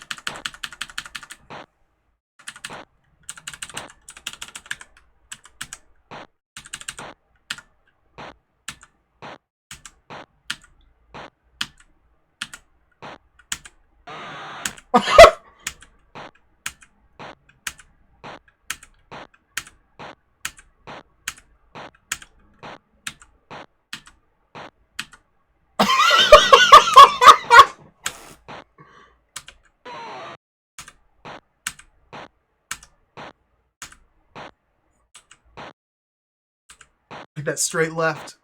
You can't stop the straight left. Straight left hand. Okay, straight right. Turning sidekick. Get that straight left. Can we duck? Ooh!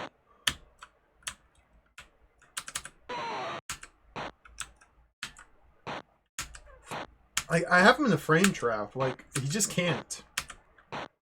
I guess this is because I'm on easy mode. I'm on easy baby difficulty.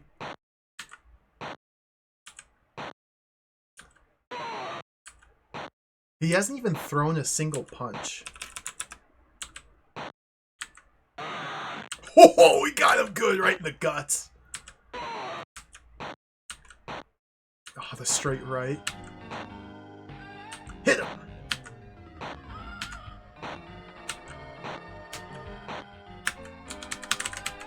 Oh, the high kick! I forgot we had a high kick. Give him the Mirko Krokop high kick.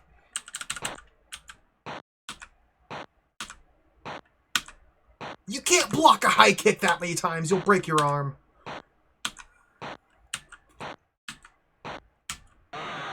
Oh.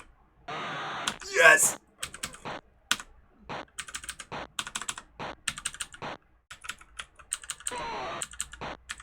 Basil, thank you for the resub. We just killed Claw.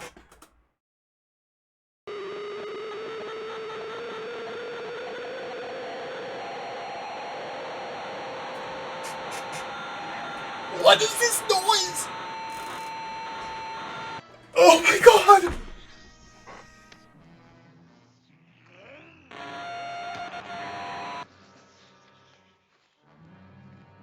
You beam up with your Klingon guest in tow.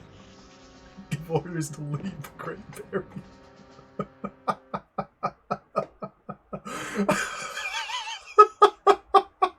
Oh, thank you for the cheer, Colorado. This game is wonderful. 10 out of 10.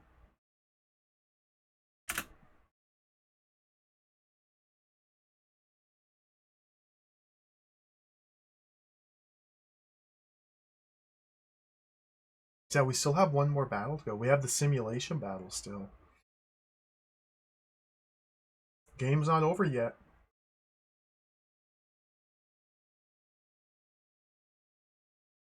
Commander Claw. Under the watchful eye of Cord. Who's that? It doesn't matter. Has an interesting proposal for you. Aware that the circumstances will offer no possibility of either your capture or execution, Claw proposes, merely as a sporting event, a tactical engagement between the two captains using the Enterprise's mission simulator. The objectives are simple. The Enterprise will engage the Klingon bird of prey in simulated combat. You agree that the Enterprise and Commander Claw's bird of prey will be simulated in their current state of repair, thus evening the odds. The victory will be awarded to the first ship able to disable or destroy the other. Klingon combat simulation loaded. Program running. You may enter when ready. Oh, let's go!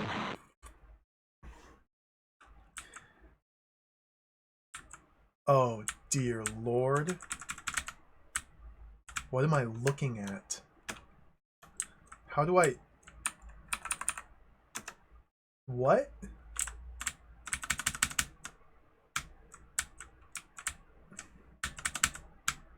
The controls are like non-functional because we need to do repairs.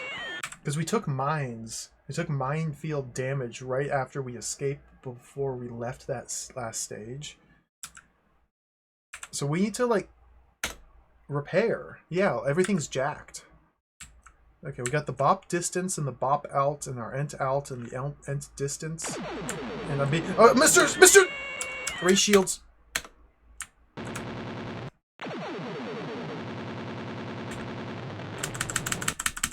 I can't stop turning! We're hit, Captain! Everybody damage control. Detect the bop. Aye, aye, Captain. I can't turn. I can't turn. Okay, I'm turning. Stop! Stop turning! I can't stop turning! I have no control over the ship. I have, like, no control over the ship. I've lost all phasers. I don't know where I'm being shot from. I can't accelerate. I can't move. Ship's power balancing circuitry has been damaged. Mr. Scott, that's your job. Please fix. Scott's in sickbay. Uhura, we're going to need you on damage control. You need to attend to the injured crew members. We need Mr. Scott back. Okay, good. Project bop. Yeah, project the bop. That seems good. Let's go red alert. Perfect. Sickbay. Heal Mr. Scott. Hurry up. Okay, you're still projecting the bop. Mr. Chekhov, we need you to probably fire at will. My phaser banks are damaged. Okay, well, let's arm some photon torps. Photon torps are damaged as well. God. Okay, so that means you have to go on damage control. Uhura, you're on damage control. Mr. Scott's almost dead. Okay. There it is. I have no phasers. I can't...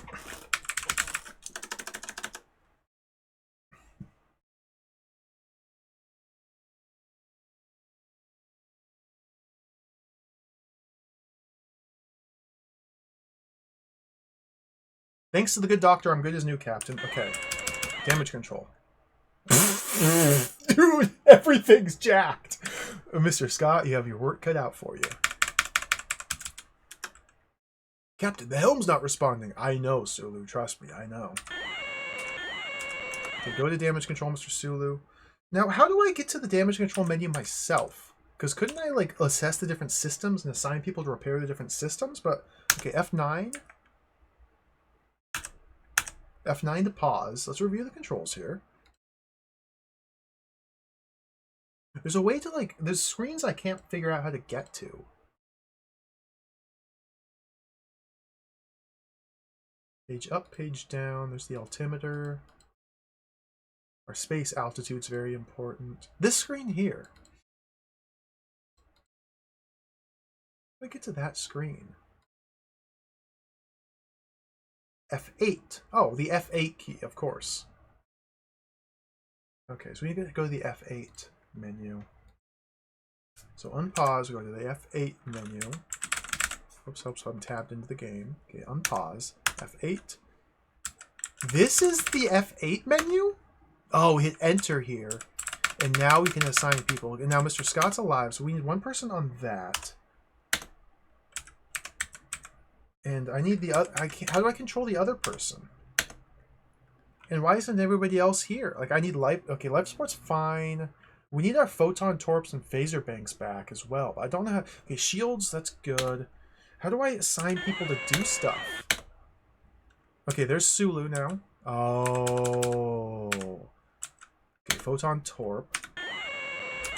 Okay, Doctor, you're on damage control as well. You need to work on the shield. I know you're not a... Mr. Spock, everybody on damage control. You need to help us with the phaser banks. Mr. Scott, you're on damage control as well. Forward shield is perfect. Okay, we need somebody repairing the helm. Mr. Sulu, what are you working on again? Photon torps? No. You need to fix the helm. What about Uhura? What are you doing, Uhura? You're handy, aren't you? With your... Look at all these systems! Auto-targeting? Yeah, we'll take that. We're hit, Captain!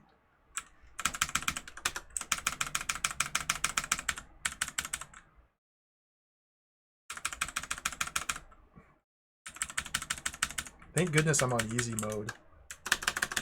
Oh, dude, the helm is still all jacked up. Mr. Scott, how are we looking? The helm is turning. Ugh, hurry up.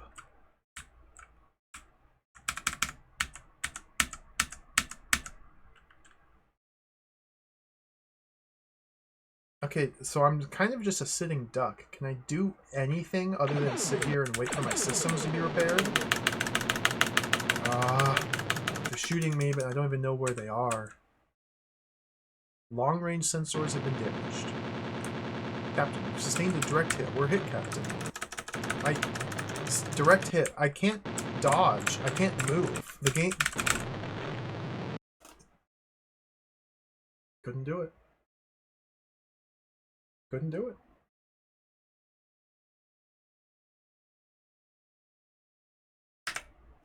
Your poor showing in the mission simulator has been an embarrassment to your ship and to the Federation. Claw boasts, "This is the legendary Captain Kirk. I would have had a tougher time defeating my patriarch." Claw makes plans for a celebration to gloat over his victory. Like it or not, Starfleet's orders dictate that you attend. What's with Spock's hands? Oh, DOS prompt. Well, we got another unique ending.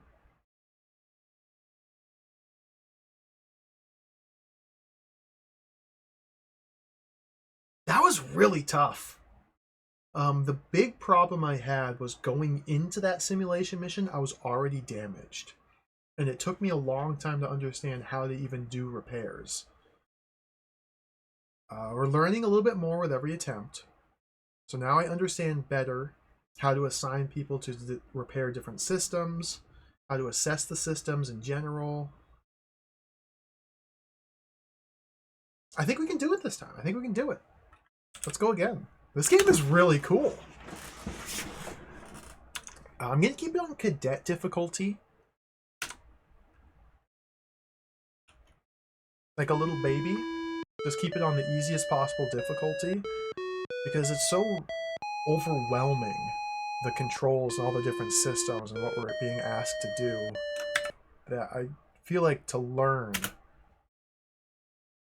and get a chance to understand or at least try these different modes, it's best just to play on easy for now. Since the game does seem to be about 3 seconds long,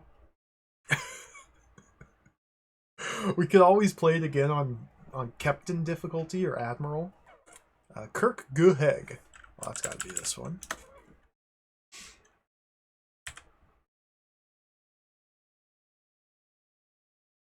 Okay, Mr. Sulu. So, okay, so at the start here, no damage, perfect. To start, Mr. Scott needs to stand by. Mr. Sulu needs to plot a course for Shakari. We have the course laid out there in the bottom left. We align ourselves to space north and go to warp. And that's level 1.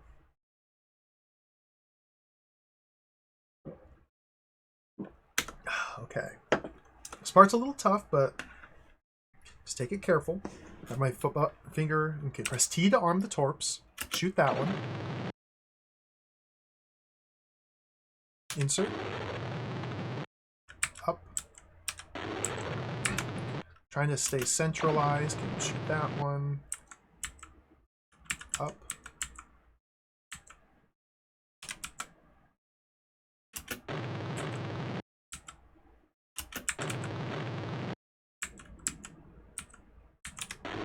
Some more dilithium.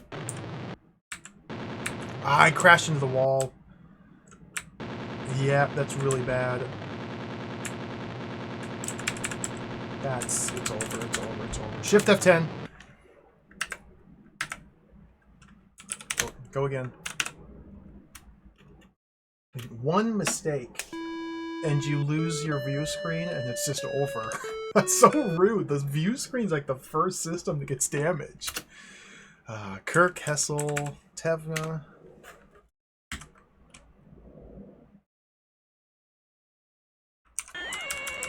Course. Oh, nice. Top speed.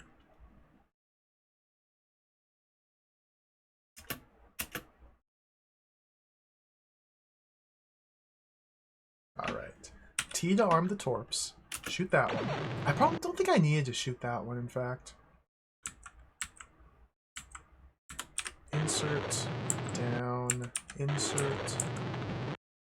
I'm going to stay in the center if possible. Let's avoid that one. Okay, I couldn't suck that. They're like in the walls sometime.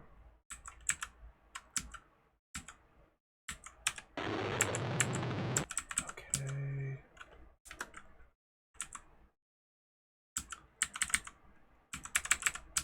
Oh, dear Lord! Okay, insert.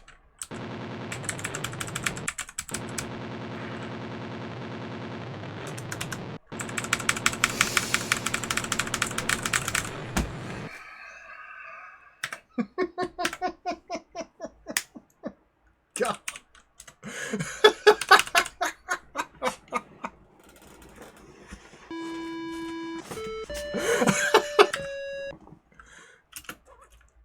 Gaj Cobb Hot 1A. I don't know what that one is.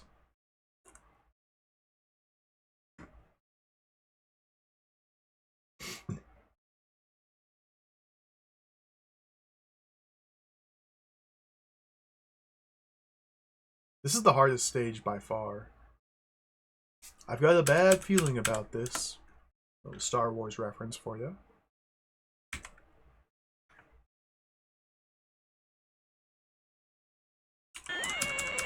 Mr. Sulu, plot a course. Course laid in, sir.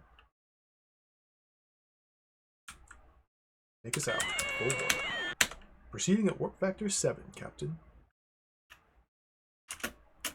Okay. Sometimes this is just very easy. Sometimes it's completely, utterly impossible. So let's avoid that.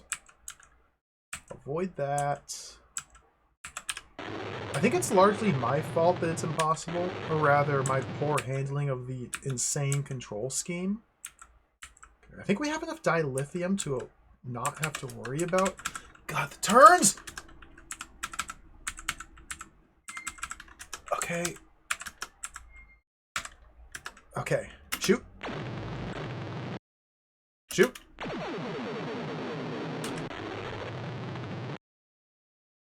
Turn with it. Mr. Sulu. Wonderful. Perfect. Alright, now for the minefield. Now remember this, the strats for the minefield. We just need to advance slowly towards their edge, blow up as many as we can. Let's play it safe and slow. Okay. Safe and slow. So first things first, Mr. Chekhov needs to arm the phasers. And we need to advance, not rotate, advance straight ahead until we are close enough to be able to shoot. Don't want to crash into them. So like, right about here looks good.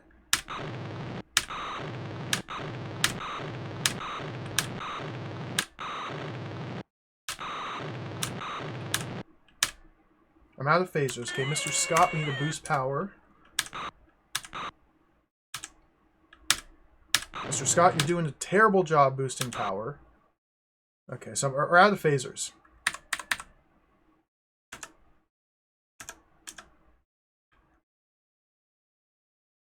Mr. Scott, boost power.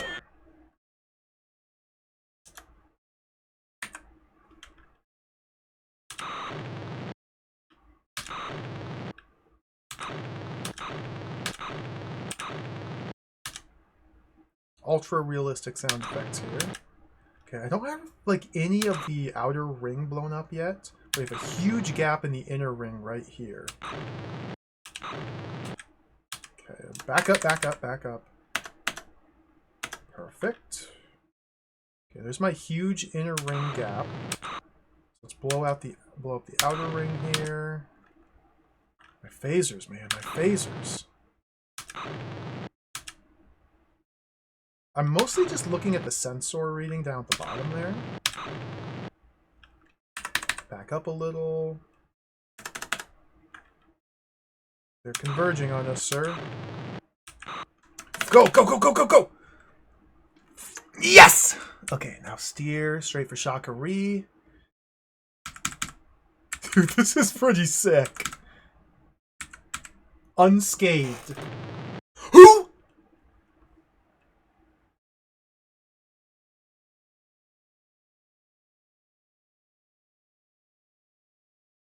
Unscathed. I think we didn't even get hit once. Perfect. I heard an explosion. I think we may have got slightly scathed. Maybe minor scathed. One scathed, yeah. Well, that's pretty good. Alright, now for the epic showdown. Dude, look at these graphics. Oh, this one in particular is absolutely fantastic.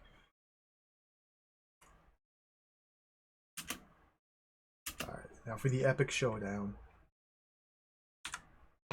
High kick. High kick.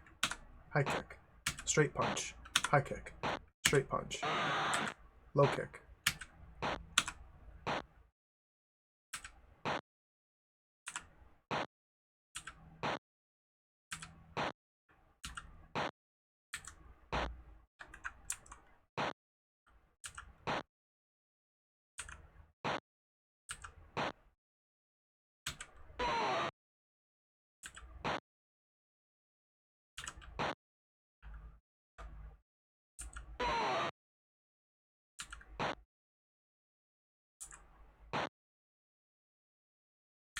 Oh, he hit me.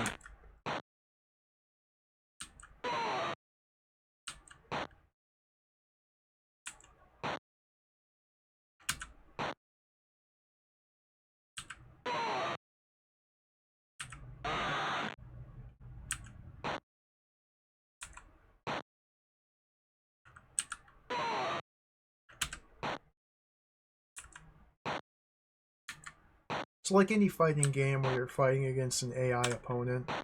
It feels completely and totally random when I can and can't hit him. Sometimes they'll just choose to block my hits, sometimes they'll choose to get hit, and I don't seem to have much effect over that. But the fact that I can just overwhelm him with offensive pressure means we're at no risk of ever dying. It's just a matter of time. This is very silly.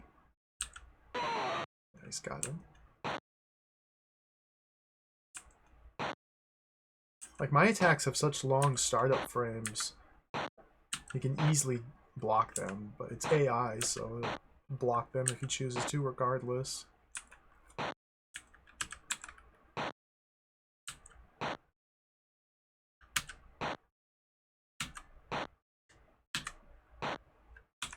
I only have these 4 attacks available. High kick, middle kick, right punch, left punch.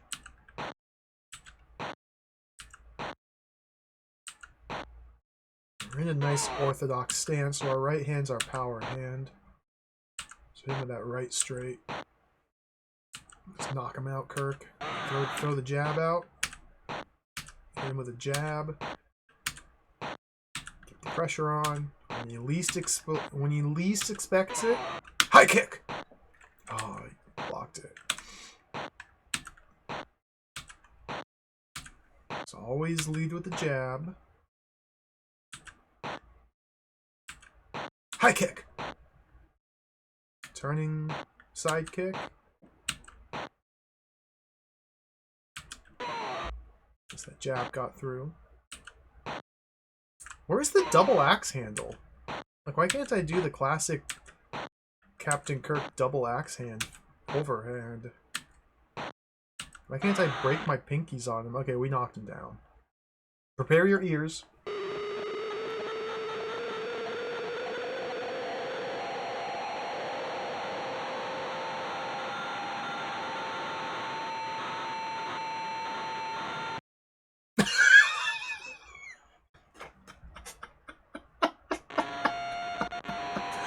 Oh, that's so terrible. Axe handle. Oh.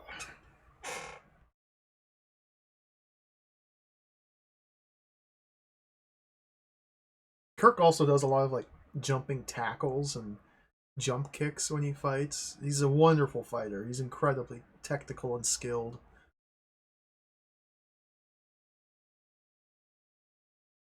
Okay. Final boss fight. Now this is very scary. In fact, let's review. Let's review again. This part's really scary here.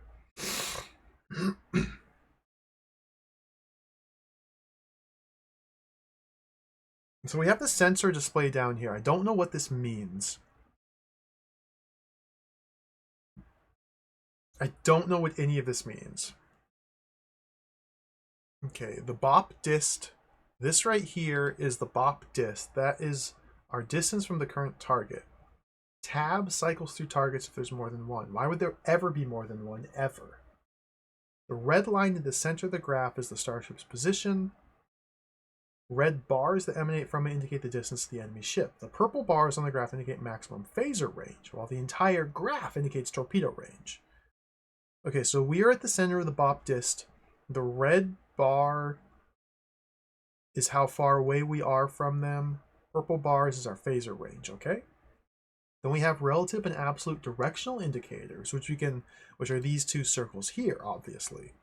The relative indicator and the absolute indicator. The upper circle in this instrument cluster shows the current heading of the enemy ship relative to the heading of our starship. On the gauge, the current starship's heading is always 12 o'clock. Okay, so to read this here, our heading is 12 o'clock, so up, the square here. The enemy's heading is...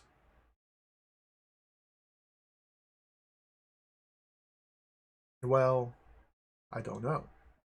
The green box shows the starship's position with respect to the enemy ship within the playfield of the mission simulator. Green box, okay. The red pyramid shows the direction of motion of the enemy ship. When the point of the pyramid is directed at the green box, the enemy ship is on direct course heading for the starship. Okay, so we are the green box at the top of the circle.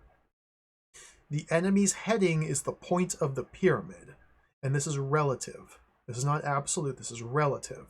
So we have this example here shows the enemy heading relative to us. They are going west of us, space west of us. Okay, that makes sense. So that means if we want to triangulate our position to them using this, we would want to head towards the base of the triangle? A little isosceles here? Or maybe this is what the absolute heading's for. The lower circle is the absolute direction indicator. On this gauge, the mark at the top of the circle is always 12. The red arrow points the direction of the selected target. Green box is the absolute direction of the starship. Oh god. I don't know what any of this means. Okay, the bop out. Bird of prey altimeter, that's this one here, shows the current height of a Klingon bird of prey within the playfield. The height is indicated by the red line on the bar graph. The blue bar shows the difference in altitude between the targeted bop and the starship. Okay. Finally, the sensor scan displays my sensor view of the arena space around the ship. Starship is always located in the center. Enemy is shown on the scan as a dot with a blue tail. There's more than one enemy ship. There's only one. The ships will appear on the scan and can be differentiated by the color of the dot representing them. If bird of prey is cloaked, dot will not appear, only the trail. Starship altimeter, that's that one there, okay. Okay, clear. Hello Rachel, welcome.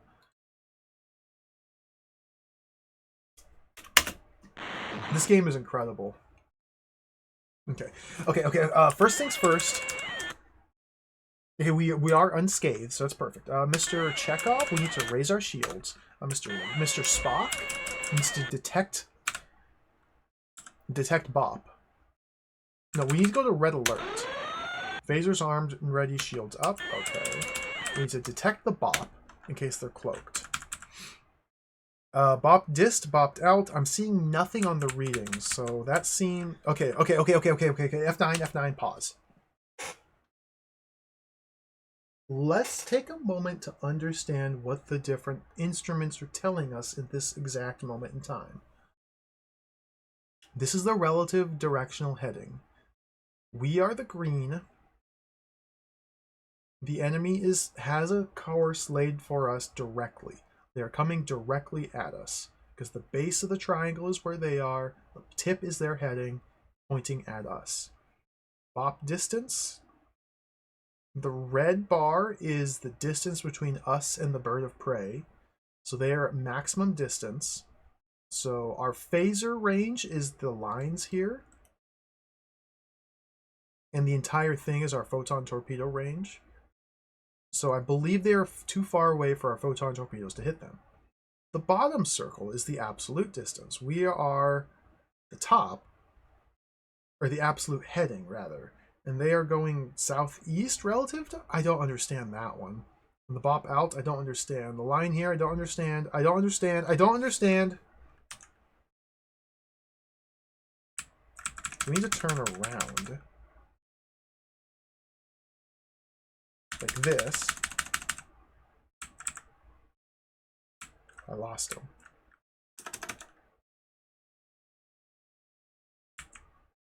Mr. Spock? Sensors. Mr. Spock? Detect the bop. Mr. Sulu? Show cloaked ships in view screen. Aye aye, Captain. Okay, we have some sensor readings again. How do I make sense of this in relation to my movement and like use these instruments to close in on them? I can't tell. I don't want to wait for them to come to me because they'll unload with a barrage of photon torps and phasers. So What?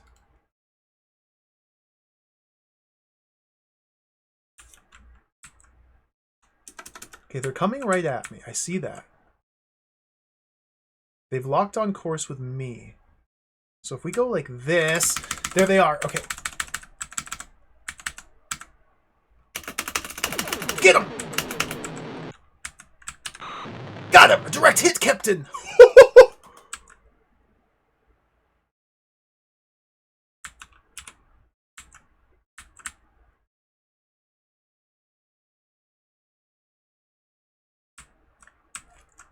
Okay, down. God, this control scheme is so bad.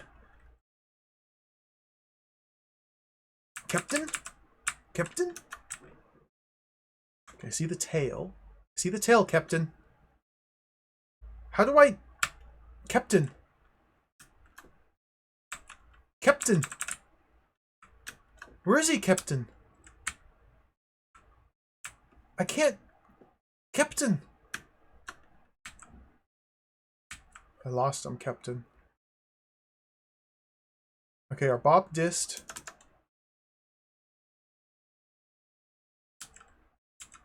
Our bop dist. Bop out. No, no, no. Okay, that's fine, that's fine, that's fine, that's fine, Mr. Scott. Everything's fine. They're behind us. We got evasive maneuvers. Okay, I dodged that one.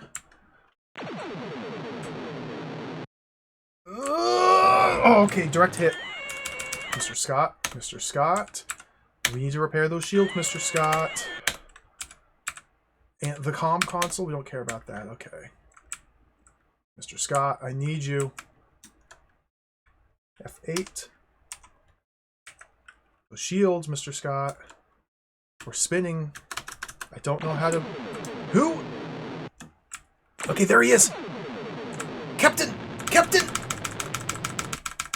I overshot him. Captain? Mr. Scott? What are you working on, Mr. Scott? Power limiter, phaser banks. Oh, we need those shields. Mr. Scott, you work on the forward shields while T2 works on the aft shields. Okay, Mr. Scott.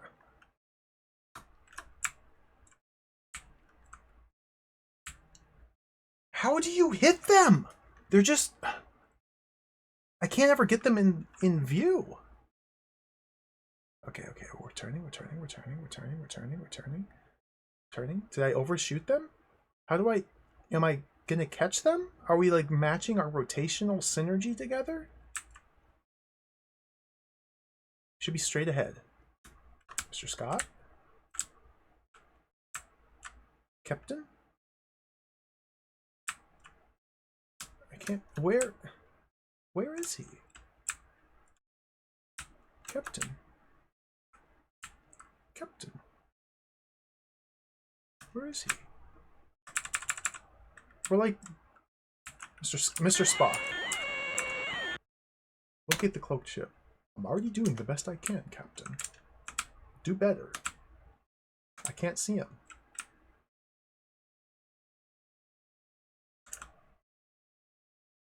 This is really hard to understand. Negative activity from Romulan sections. Why are you scanning for Romulans, you idiot? Okay, page up, zoom in, page down. Turn around.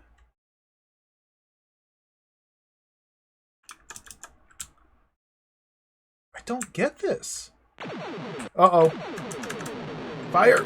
Oh, that's bad. Okay, we narrowly dodged both of them somehow. I don't know how. Okay. There he is. We're hit, Captain! I can't. They're just so good. Okay.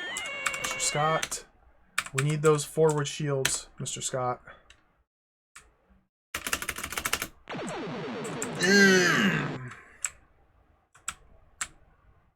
I insert in space. Okay, T to load some more torps. Oh, thank you, Uhura, for fixing the translator. Just don't get it. Okay.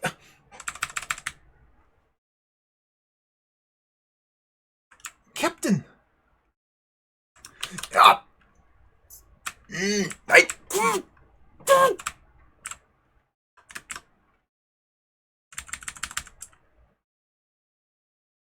Captain!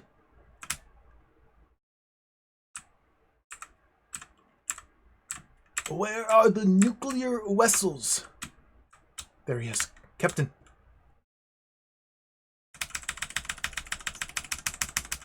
I can't go down any faster. Ugh. Captain! Mr. Scott, how are the repairs? Okay, we need those forward shields, Mr. Scott.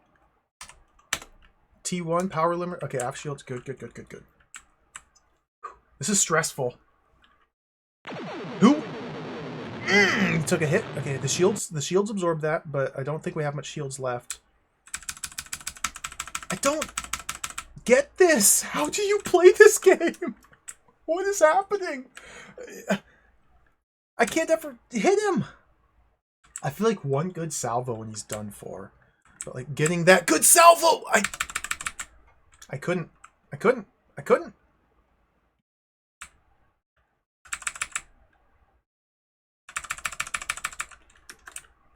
don't know how to hit him or aim or do anything. I can't do. This is jacked. Jacked. Okay, our heights, our altitudes are now synchronized. Or are they? Can I... Do I... What is happening? Forward shields are finished, Captain. Okay, Mr. Scott. Well done, Mr. Scott. Now get the power limiter. Oh, that was just so...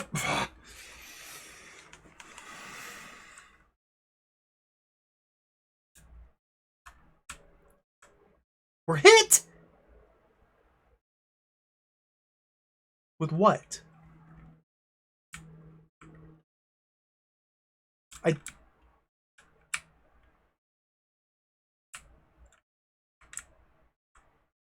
This is... I don't understand how to play this.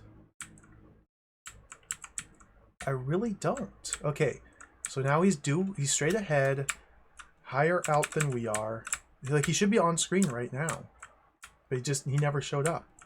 And now he's behind us. Zoom in. Okay, our altitudes are synchronized. I think. Attempting to boost signal to Starfleet via infrared filtering. Uhura! Uhura! You're on damage control, Uhura. Fix the comm. Mr. Scott.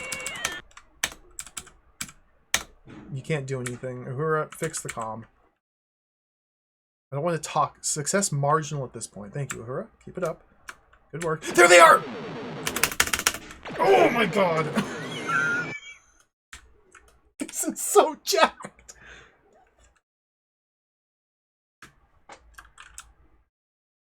Hello, Randall Thor. Welcome. I'm doing my best here, but this is utterly incomprehensible. What are we looking at, Mr. Scott? Oh, everything's fixed. Okay. We're almost out of photon torps. So, okay, F9 to pause.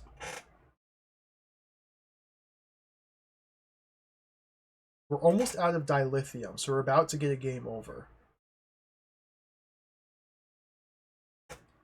I don't understand how to use these two different headings to aim my ship at them.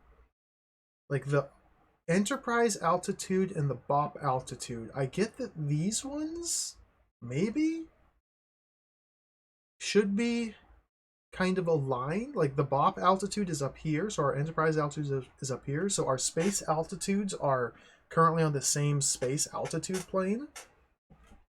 Distance, we're really far away. I don't know what this line is here. I have to use these to determine the heading of the enemy ship.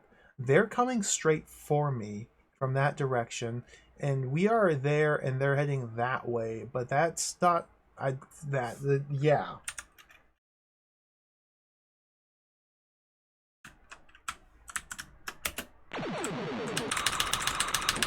Oh, direct hit, Captain!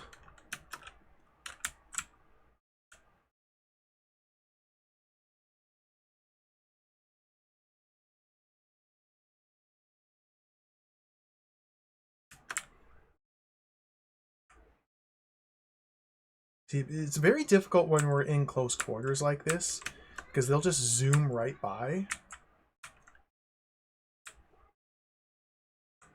We're out of dilithium. It's over. I lost. Dang. That's really hard.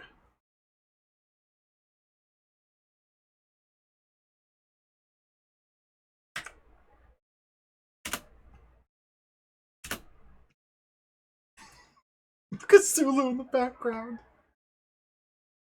Alright, back to DOS prompt. Let's go again.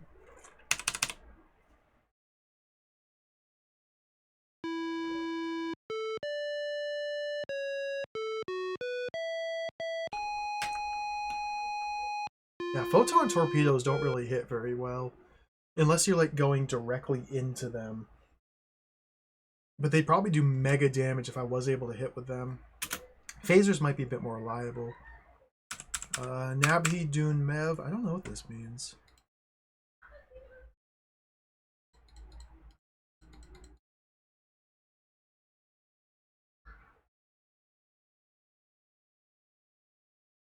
Plot a course for the Great Barrier. I never will understand humans. Okay. Mr. Sulu. Apply a course for Shakari. Oh, it's straight ahead. Okay, warp speed. So if we were speedrunning the game, we just got perfect RNG. Perfect Sulu Shakari RNG. Okay, good. So now I need to press T to arm the torps. Fire that one. We need to get as much dilithium as possible here. That. Shoot that. That. I blew up the dilithium!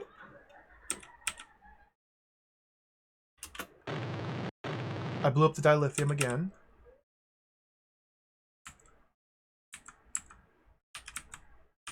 No!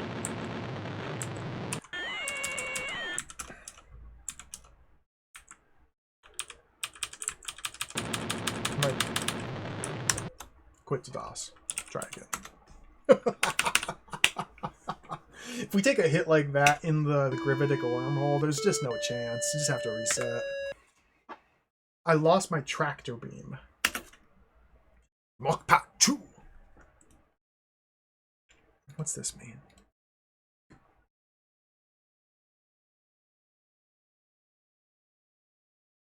Does anybody know Klingon? What does this mean?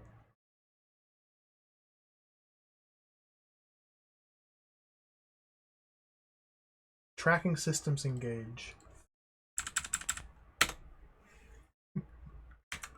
I do too, Mr. Radon. I wish every Star Trek movie had a DOS game.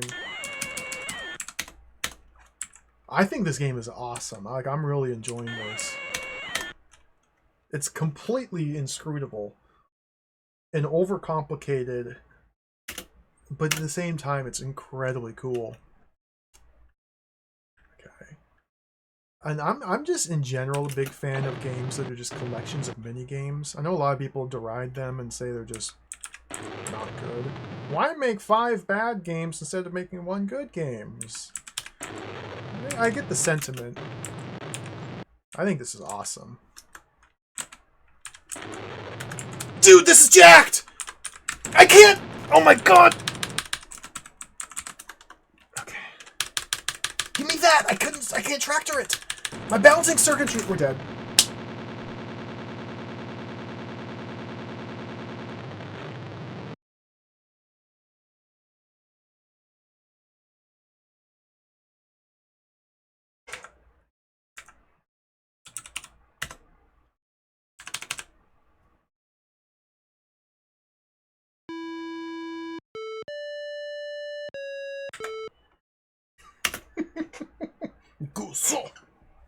I believe this is Prepare to Cloak. Yep. Oh, Temphia. I played the Sega, the 32X version of that game a while ago. That Starfleet, Star Trek Starfleet Academy Starship Bridge Simulator. That game is so much fun. I really like that one. I didn't play the Super Nintendo version. I played the 32X version. Warp speed. The wormhole's the hardest part, I think. Other than the final battle, the wormhole's really tough. Largely because of the way the momentum on the controls works. Okay, can I avoid this one? I can. Insert. Avoid that.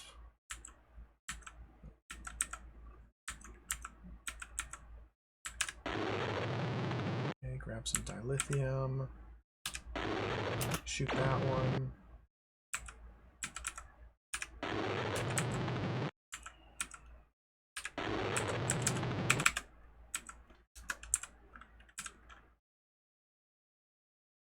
Easy does it. Easy does it. Oof! We took a big hit right at the end there, but we might be able to repair the systems that got damaged while dealing with the minefield here. Took a big hit right at the very end.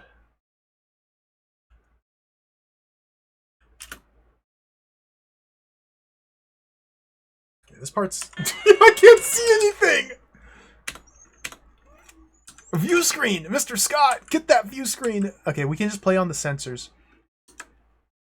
The sensors are damaged! Mr. Spock, Mr. Spock, damage control, Mr. Spock.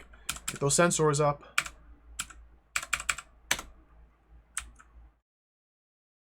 Directional thrusters. Okay, Mr. Chekhov, armed phasers. Sulu, you need damage control as well. We need the helm.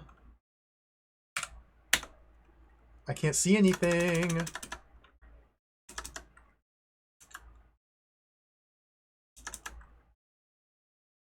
This is bad. Oh, this is very bad. How do I shoot if I can't see them? Like, what am I shooting at? Mr. Sulu? Work on repairing the helm. Okay, we can see them now. Lost a bit of time there, but I think it's fine.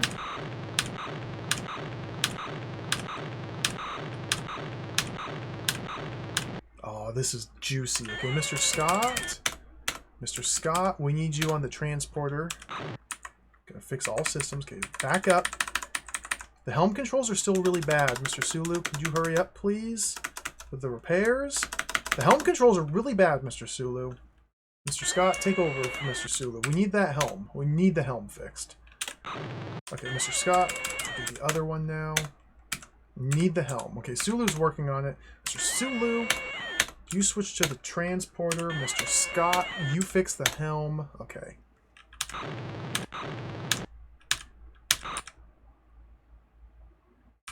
There's a window there. We have a window forming in the gravitic mines. But I don't have helm control to reliably boost through it, so I'm a little scared. Directional thrusters is finished. Thank you, Mr. Sulu. Oh, this is much better. Much better, Mr. Sulu.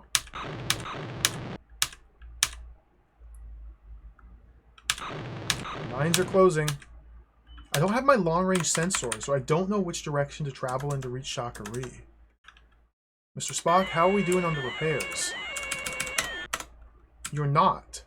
Oh, we need Mr. Sulu to plot a course for Shakari. Okay, there we go. No!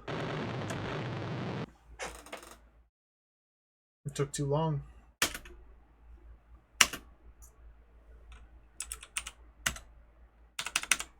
Took too long.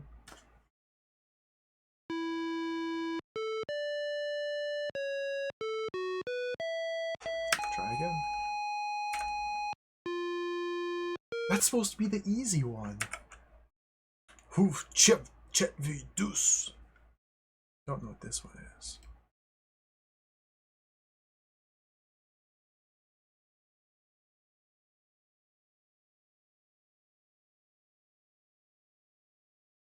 Imagine the Star Trek 4 movie game where there's a scene where you have to play as Spock and you have to like swim in the whale fish tank and mind meld with the whale, and that's like an action scene where you have to like imagine using the same control scheme as we're using here for the ship, but instead of 3D space like outer space, it's underwater and you have to pilot Spock underwater.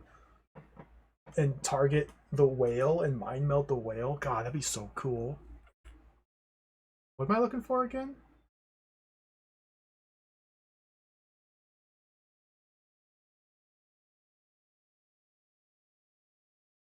What am I looking for? Huv Jet Vidus.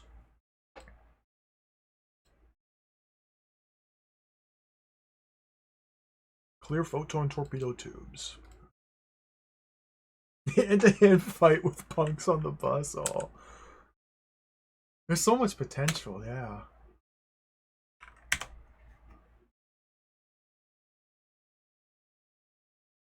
Mr. Sulu? Plot the course. Okay, this is the run. We're doing it this time. I believe. Warp speed. Aye aye, Captain.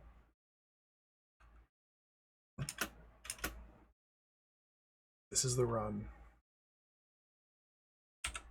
Photon torpedoes. Loaded. Ready to go, Captain.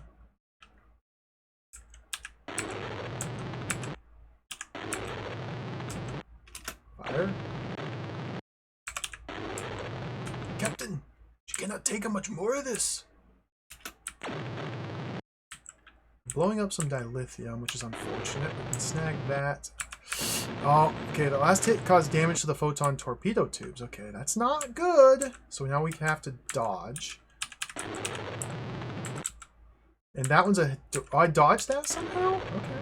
I'll take it. Take it. Stay low. Over. Oh, okay. That's really bad, and I'm dead.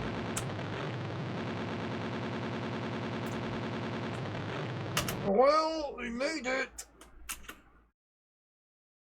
We're in terrible shape, but we made it out. Okay. Whew. Bad, bad, bad, bad, bad. Mr. Scott. Damage control, Mr. Scott. Life support, Mr. Scott. Chekhov's dead. Bones to sickbay. Heal Mr. Chekhov. Okay. Plot a course. Damage control, Mr. Spock. Oh, God. We need those phaser banks up. This is very bad.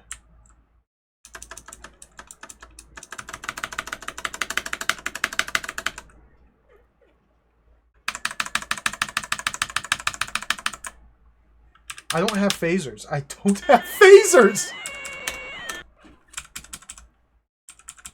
Okay, Uhura, work on the helm, I suppose? Mr. Scott, what are you doing? Life support? We don't... Yeah, we need life support. What about these no-name techs? Get the impulse drive. No-name technician. How do I swap to the other one? Tab? Tab. Okay, you... We need... Where's the phaser banks? We need you on the phaser banks. I can't shoot. Like, I can't... I'm pressing the shoot button, but I... Is Chekhov alive yet? Okay, arm the phasers. The phaser banks are damaged. Okay, you... Photon torps, I suppose. We're sitting ducks.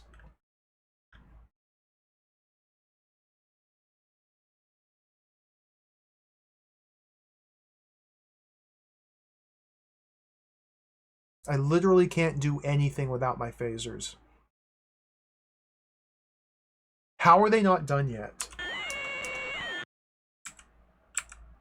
Oh my god, Mr. Spock. Oh, the helm is all jacked up. Laser banks finished, Captain. Okay, Mr. Spock. Bones, you need to be on damage control as well. Let's get... Oh no! Everything's broken! Mr. Chekhov, arm the phasers.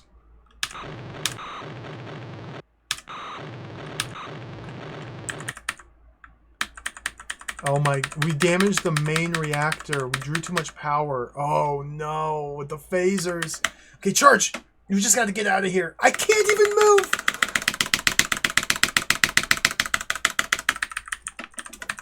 I can't even move!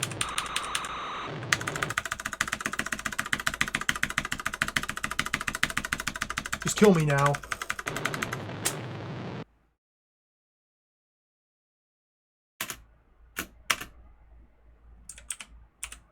let's try that again. I'm playing this on easy mode, by the way. Whew. Tough game. Tough game.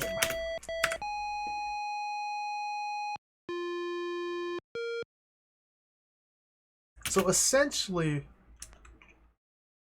Oh. I just accidentally pressed enter. I didn't even check that.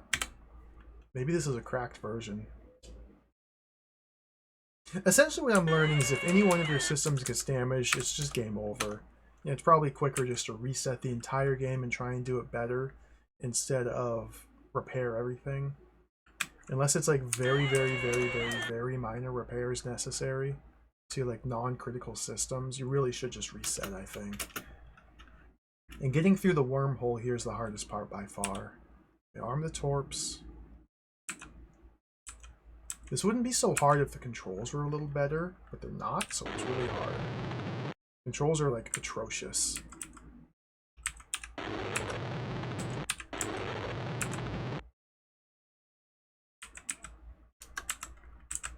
It's very easy to lose control of the ship in the wormhole here.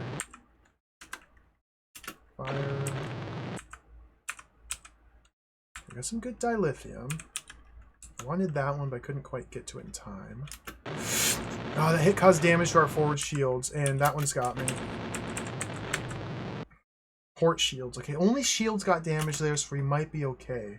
So we don't need to use the shields in the minefield section. As long as Mr. Scott can repair them by the time we get out. Okay, immediately, Mr. Scott on damage control, forward shields, all shields, and enemy heading. Yeah, you need to work on those, Mr. Scott. Let's get Spock helping out as well on repairs. And McCoy on repairs. Mr. Chekhov, we need to arm the phasers, creep forward. Let's aim our heading towards Shakari. Okay. Advance towards the mines. Okay, stop here.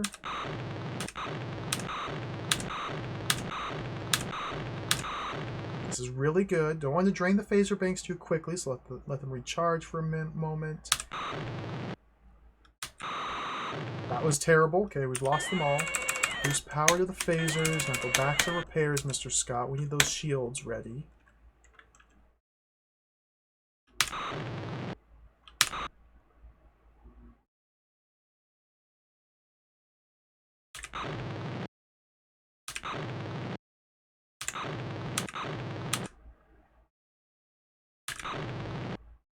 Back up. Okay, the helm is fit functioning. If the helm gets damaged and your controls are broken, it's really bad. Like, you definitely don't want to lose controls. I mean, that makes sense. If you can't control your gigantic starship while you're in space, you're kind of screwed.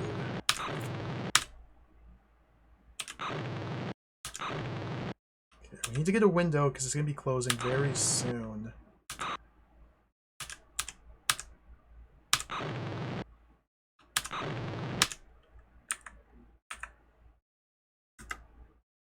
I don't really have a window for the inner ring yet. This is not looking good.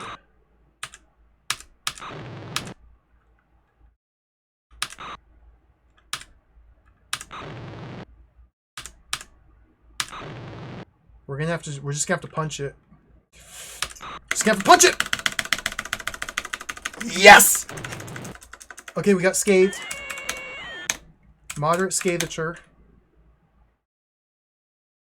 I can't believe we got through! Moderate scathature, though. Okay, let the mine go by. Don't do anything with that. Maybe I should slow down to try and give Mr. Scott time to repair before we... Something... Maybe I should slow down?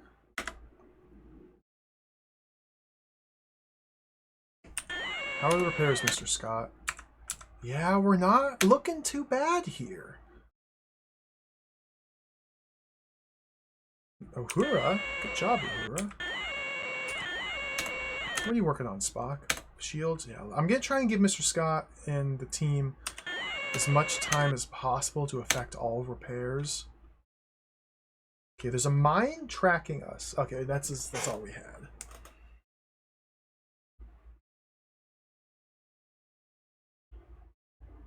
That was pretty good.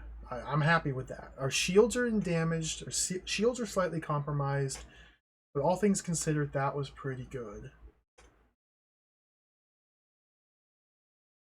Our tracking systems are fine. Sensors are fine.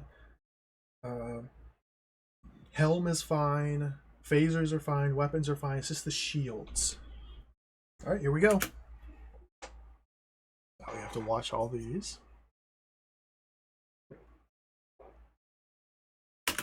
Ah, beautiful. What would God want with a starship? You're God. Why don't you know my name?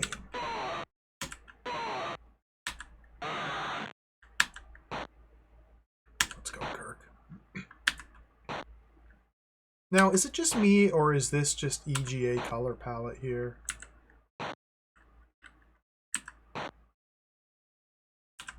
I can't... Maybe this is VGA? I can't really tell. Now, we might have to do another playthrough in EGA mode and see what the different cutscenes look like. Alright, I'm trying to, like, counter his shots here.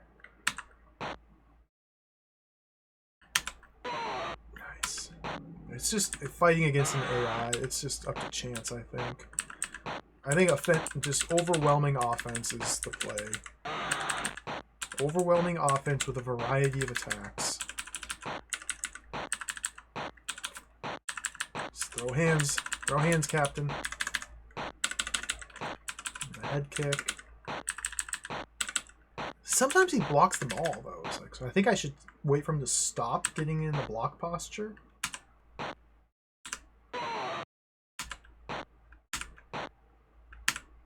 I bet there... Okay, I think there's a rhythm.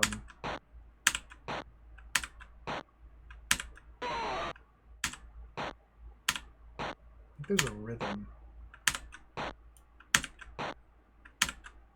No. Like, they're input reading. They're just reading my input. How do I hit him? Hit him, Kirk!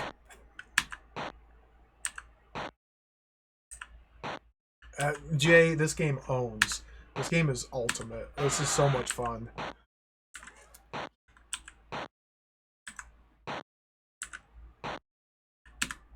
And yeah, this is the Klingon commander Kra or Ka.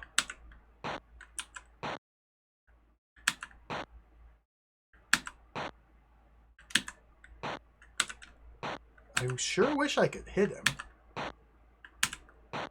I'm playing the game on easy mode, which is why he's very passive, I think.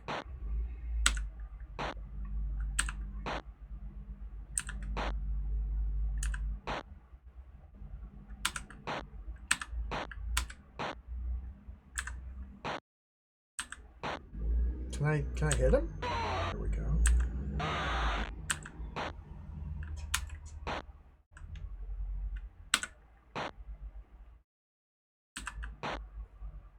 You can always block or dodge. There we go. There we go. Like, even if I wait for him to begin an attack animation before throwing, he'll just cancel his attack and go into a dodge.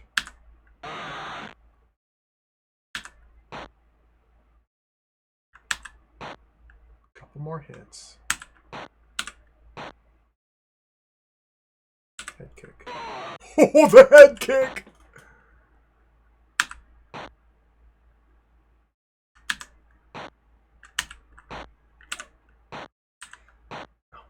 Come on.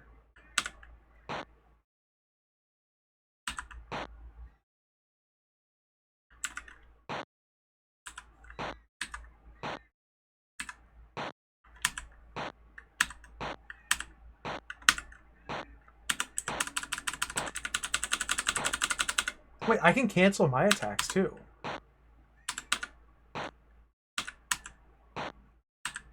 This game's got tech. You can cancel your attacks into other attacks. Imagine the mind games, the footsies, if you actually had a two-player versus mode here.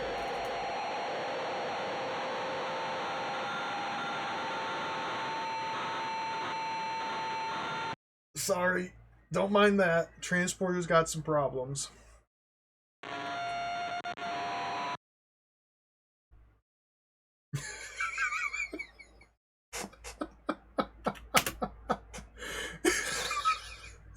Okay, okay.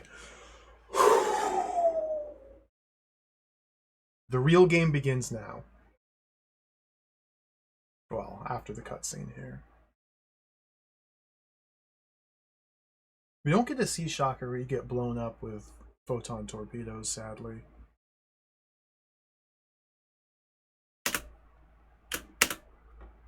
So just like in the movie now, the ultimate climax of the game is a simulator battle between a Klingon bird of prey and Kirk? Okay, here we go. I'm pausing immediately because this part's scary. So first things first, Mr. Spock should take us to Red Alert. That'll raise our shields and automatically arm the phaser banks. I still don't understand how to use the navigational instruments to find the enemy bird of prey. Okay, so let's go to Mr. Spock. Unpause it. Unpause it. Mr. Spock. Take us to Red Alert. Okay. Mr. Sulu, you need to project the bop. You need to detect the bop. Fire at will? Okay, so maybe that'll relieve some of the pressure from me trying to aim. Uhura, we don't care about. Mr. Scott, how are we looking on shields? Okay, you need to fix those shields, Mr. Scott. And we're already very low on dilithium. So we don't have a single heading for the bird of prey. I don't know where he is. We can check their relative altitudes. We want to adjust our altitude to match. And you go space up. I don't know what this big pink line is down there at the sensor box. Oh, whoops, I'm going up too high. Okay. Okay. We have a reading now. We have a reading. So let's assess the reading and try and make sense of it. So the Enterprise altitude is the red bar here. The green bar is the distance between me and the bird of prey. And vice versa for the bird of prey altitude. They're the red bar, the blue bar is the distance between me and them. So we're currently offset on vertical space height. Okay. These are the directional headings that don't make a lick of sense to me. I just can't comprehend. This is the relative heading and this is the absolute heading. So the bird of prey is the base of the triangle. Their heading is the tip of the triangle. We are the green box. So the bird of prey is aimed directly towards us. Relative heading. Absolute heading, the bird of prey is going space east. And we're going space north. So the bird of prey should be located space west of us. And this is the distance. We are at the center of the distance meter, the little red line here. The red bars is the distance between us and the bird of prey. They're currently in torpedo range, but not in phaser range. So what we need to do is we need to rotate left. We need to descend. We don't have any velocity currently. Oh wait, the left side of the thermostat's the bird of prey's like vectors. So the bird of prey is currently ascending and going very fast forward. So it's ascending to match us while we're descending. So I should probably go to neutral altitude because it's ascending to match us. Okay, so let's go to neutral altitude. Unpause. Neutral altitude. Rotate this way. Direct hit. Damage the phaser banks. We're screwed. Mr. Scott. Phaser banks. Oh, this is immediately jacked.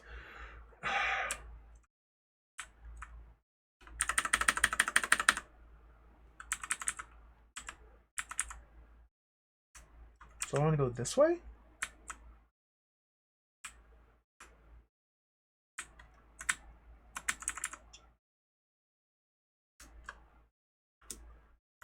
Okay, they're coming right for me. Huge problem here. There. Fire!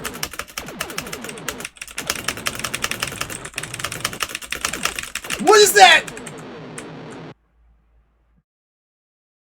Simulation over. All enemy vessels eliminated.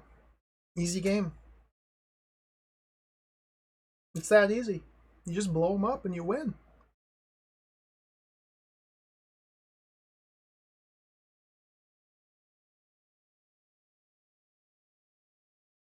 I'm gonna hit spacebar.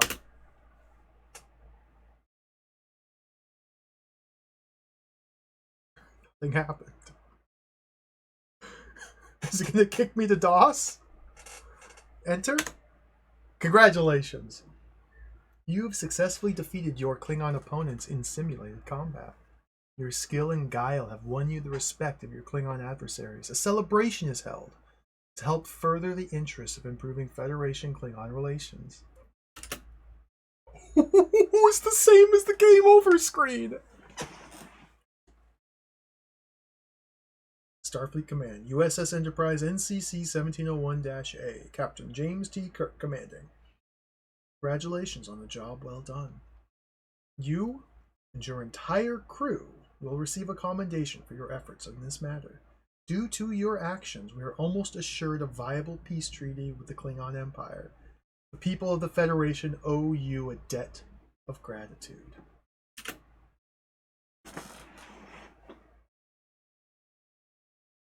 Yo, look at this. Let's go.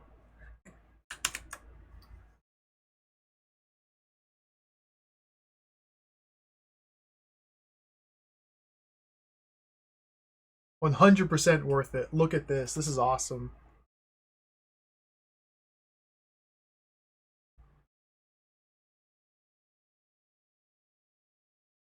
I was just gonna say, Bone looks like he's about to die of old age.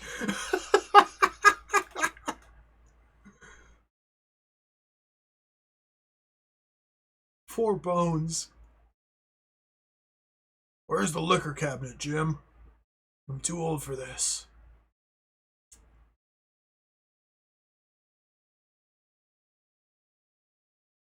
Beautiful. Let's hit enter. Congratulations. Next time you run the game, you'll be allowed to play any individual game segment. You've earned the right by completing all 4 games successfully.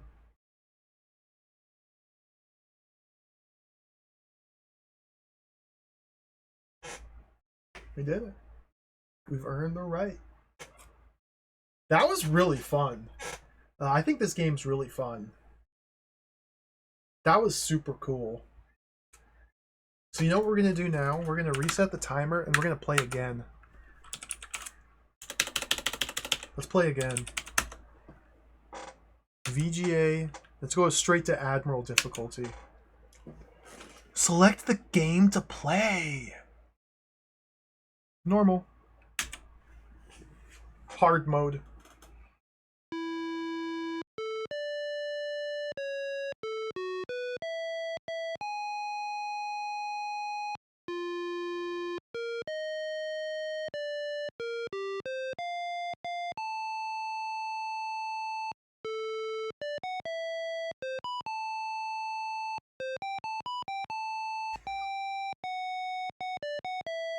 Oh my. Oh my.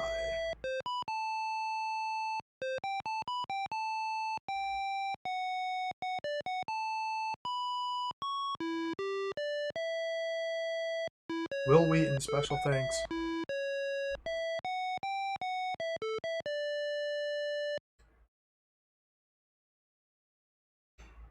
Ultra realistic graphics and sound create the experience and bring you into the action and adventure that is Star Trek. Ultra realistic graphics and sound. Jonkula Hessel Kirk. This one.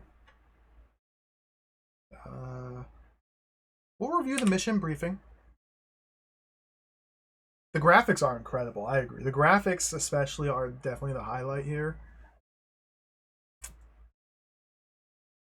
Because somebody said earlier that like VGA wasn't out until 1987. It wasn't really widely adopted until the 90s.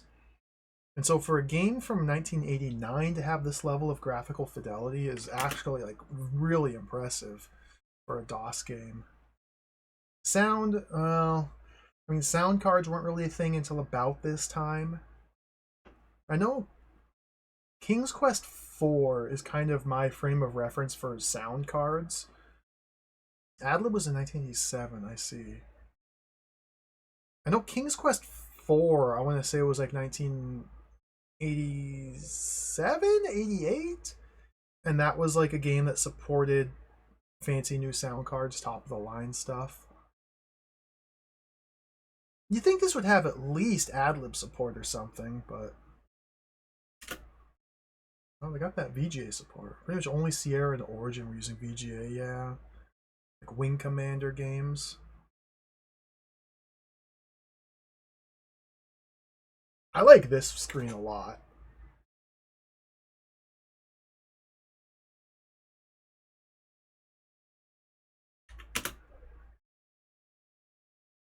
Good old Scotty.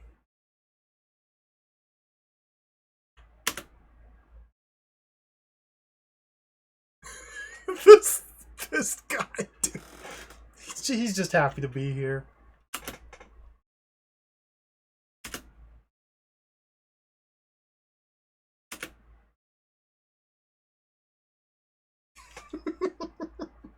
This is another really good screen as well.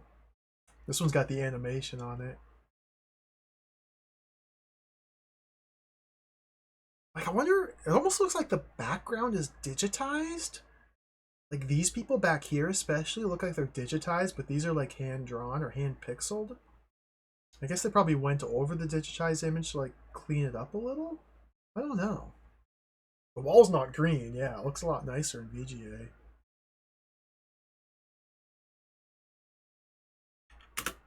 Beautiful.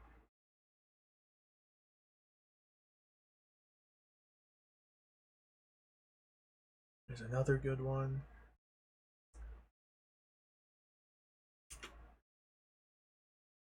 $1989, I was small Babby. I was tiny little Babby. I don't think I might have played video games. I can't remember. Too young. I was Babby. Bill Calf, they called me back then. Little scribbles on his back. Look at Kirk. Kirk looks like he's a toad.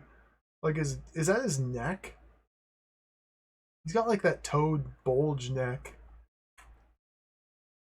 Mr. Spock's looking pretty good. I like his eyeshadow.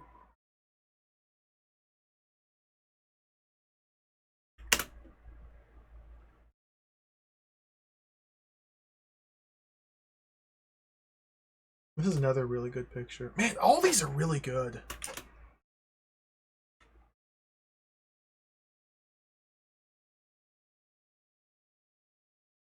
Claw. I can't wait to punch this guy in the face 35 times. Vroom. Vroom.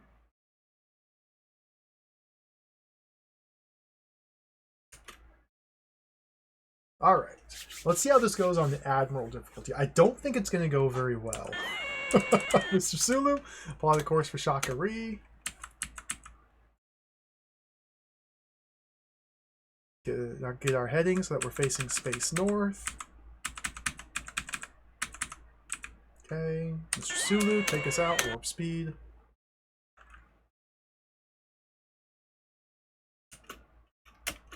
The Maelstrom. Alright, I wonder if this part, I wonder what exactly is different. Oh my god, it's so much faster. Okay, yep, this is jacked. It's jacked. It's jacked! I sucked an asteroid.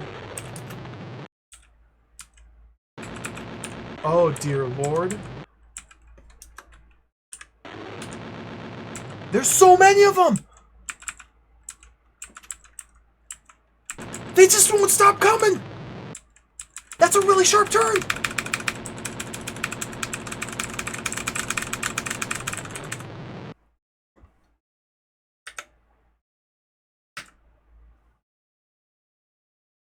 Yikes. Yikes.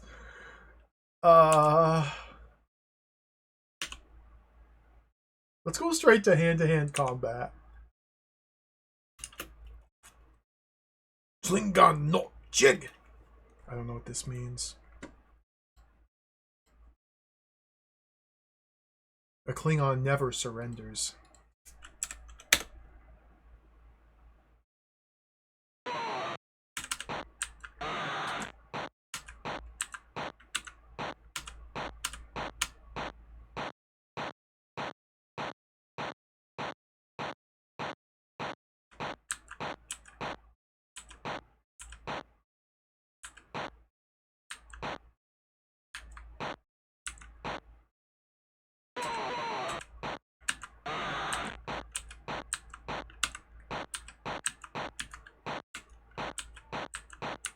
Okay, we can still overwhelm him with offense to the point where he can't even do anything other than block.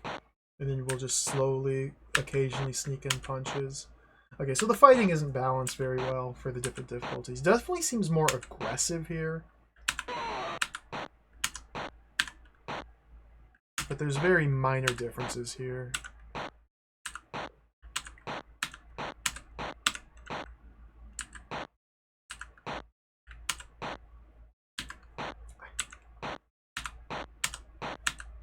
Not really sure how you're supposed to hit that. Okay, head kick.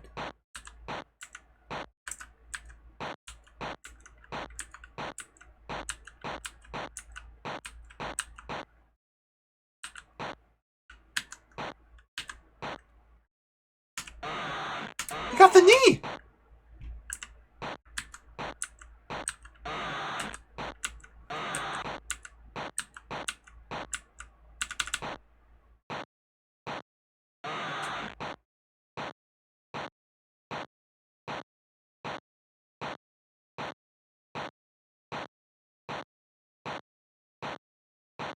This would break his arm.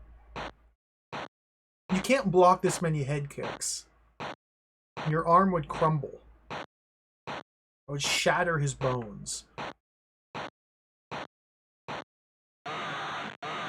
Okay, his bones must have been shattered.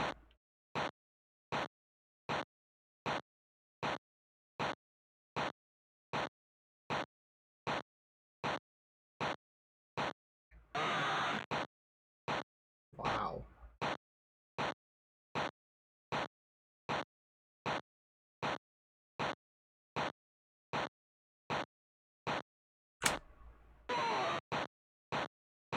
Throw that left hand out, Jim.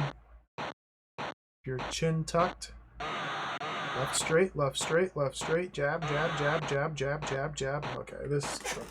I'm literally holding down the one button on my numpad. I'm just holding down a single button. Just one button held down. Win. Do you wish to play again? No, that was miserable. Let's see what it looks like in EGA mode. Hand to hand. James Kirk. That's that one. Ooh! Nice purple. Look at the dithering. Okay, I'm just holding down the one button on the numpad here.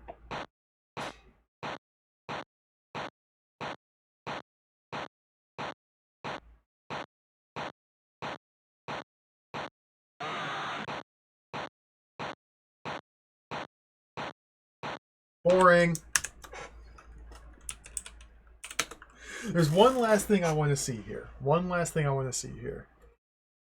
The VGA mode. Whoops. Admiral difficulty. Let's go to the Bop simulator and see what that's like. Paradise Chimyok. this one.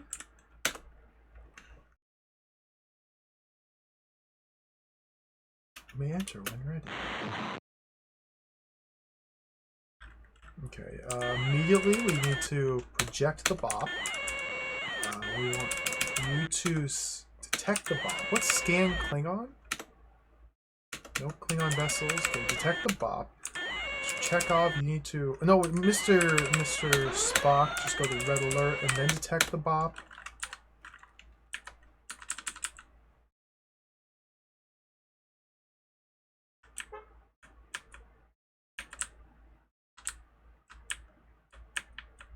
So they're coming from behind me? No. This way. Oh, the pink line on the sensor reading is a space barrier. That's the space wall. We can't go outside the space wall. Obviously. Obviously, Captain. I don't know what those yellow... What green? Yellow? Now, what's all that? Mr. Fire at Will. I saw something over here. Monitoring graphic consolidation display up on main display 1. Uhura, what are you talking about? Ow. There's multiple ships. Oh, this is disaster.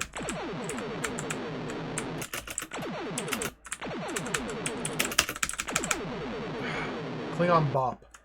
The Klingon Bop is talking to us.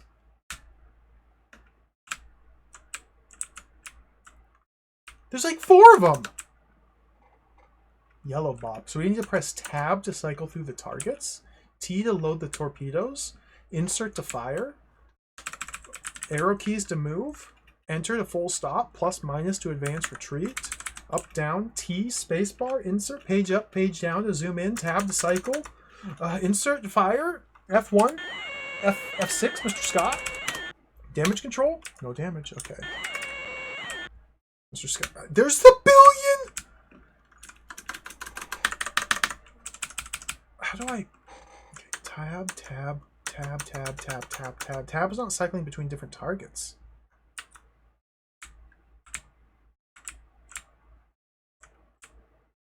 We're sitting ducks here. There's 3 of them. Why are they not hitting me? There's 1. Dude, I can't... It's like I can't...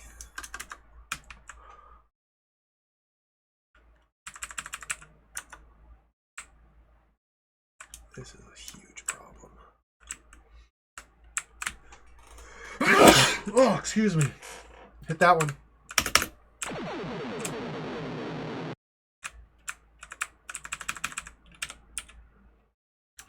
I don't know this. Probably the worst 3D flight simulator Star Trek I've played.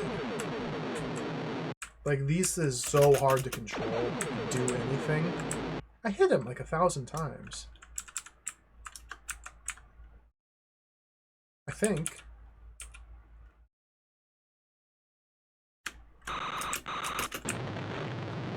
Did I get him? No, he's still going.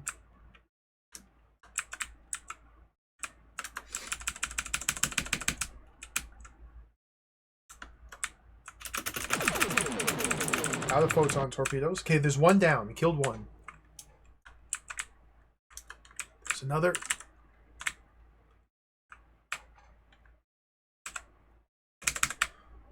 Come on. Yes, yes. Okay, we got a phaser lock. Direct hit, Captain. We lost him.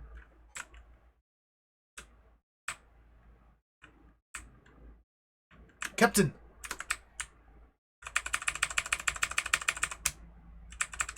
How do I...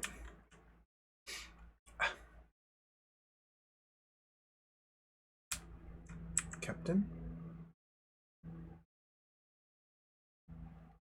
Captain? Captain? Reverse direction. Will match their spin. Okay. Captain?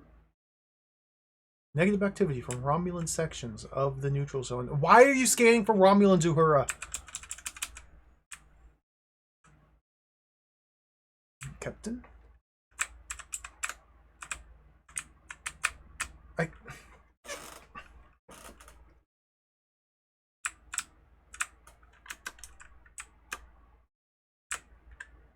Can we do anything?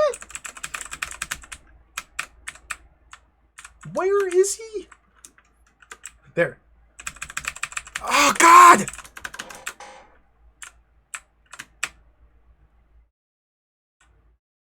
Terrible. This is terrible. This is terrible. This is terrible. Like, this is terrible.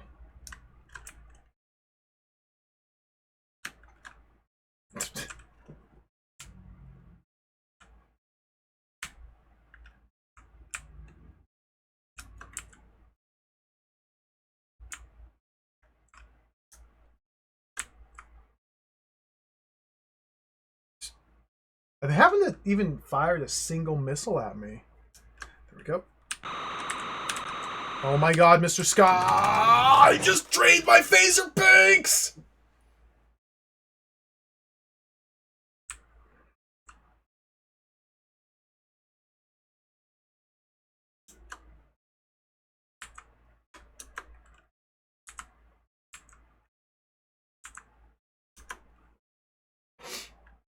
They're outside of phaser range. Hold on, steady. Damage to the long-range sensors, Captain. He's down, okay. There's one left. Mr. Scott, we need you on the phaser banks, please. Probably better to have him on the long-range sensors, actually. Mr. Chekhov, you are going to work on the phaser banks. Don't care about the transporter here.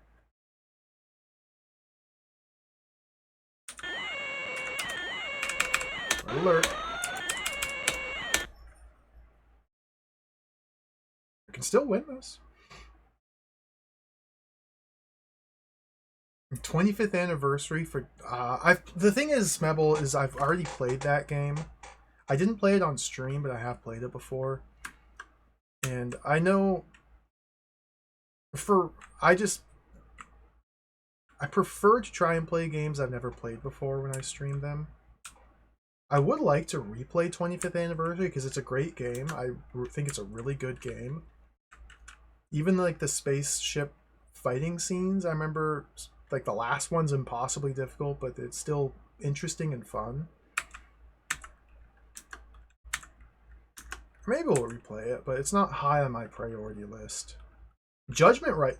I got hit! Judgment Rights looks fantastic. I've never played that one. Eject the bop. Fire at will. Protect the bop. I did play Transinium Challenge. I played the DOS version. That game was not the greatest. Maybe the Mac version is a little better. I don't have good memories of Transinium Challenge. I think I got stuck for a very long time in that game. Okay, we're in this little limbo dance again. I can't ever like align ourselves appropriately to close it out. Okay, maybe this is it. We've just sustained a direct hit.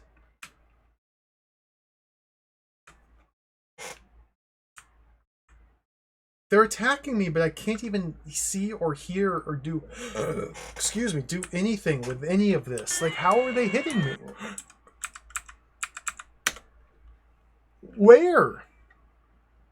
Do I have some sort of... My shields are raised?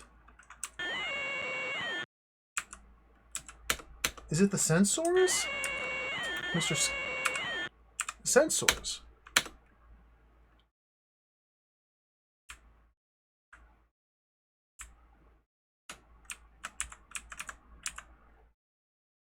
Success marginal at this point. We lost him again.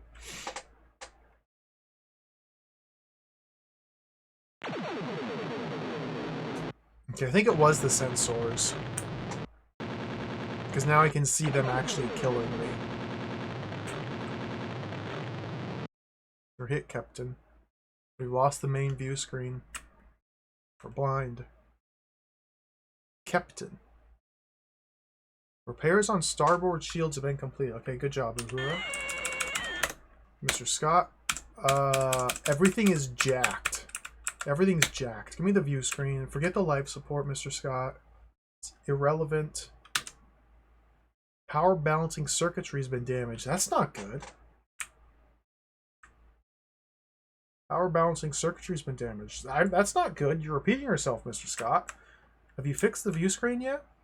Deck 3 reports sudden loss in lighting. Switching to secondary supplies. That's a good choice. We're hit, Captain. We've got to get light. We're hit, Captain. She can't take many more hits like that one, Captain. Captain. I literally can't do anything.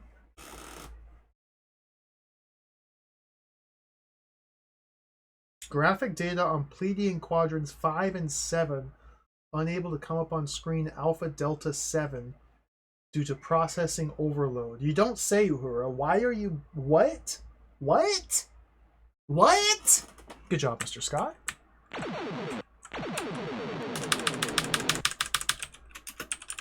The phasers were down. I had a good shot there, but the phasers were down.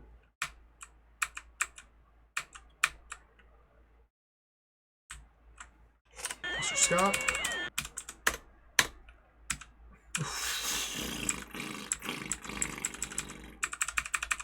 Those phaser banks up and running.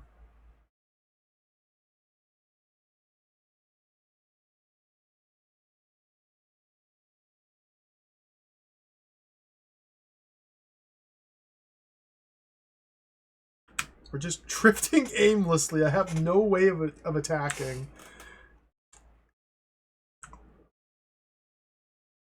Like, there's literally nothing I can do.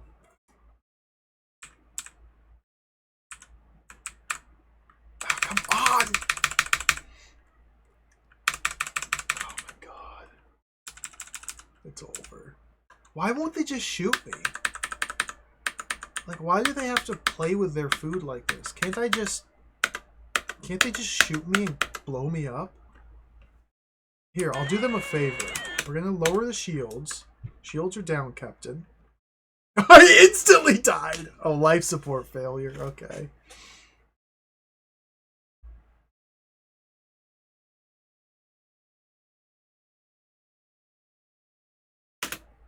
Tough stuff. Play again? No. Well,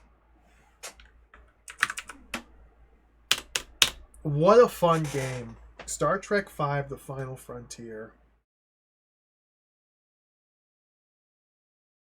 I give this game a 10 out of 10. Solid 10 out of 10. It was fantastic. Excellent video game. Super fun. Creative. Had nice variety. Multi-modes of gameplay. Not every individual mode is necessarily that good, but the variety carries it. The graphics were brilliant. I enjoyed that. That was fun. 10 out of 10. No notes. Perfect game. Now, we beat it too. We even beat it. It felt impossible for like the first hour. We beat the game. On easy, of course. There's replay incentive if you're really into it to play it on harder difficulties to master the game's mechanics. I don't think it's really worth the effort it would take to get good enough at it. I like this game. That was fun. Thank you all for watching. That's all we got today. Star Trek V, The Final Frontier. That was cool. What is this link?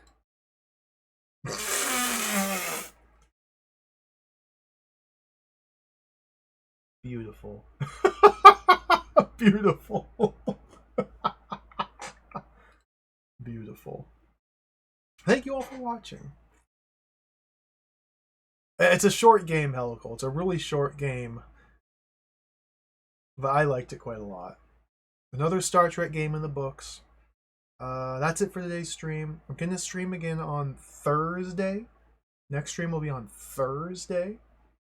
No stream tomorrow. Yes, stream Thursday. And guess what? I think we're going to play some Star Trek on Thursday.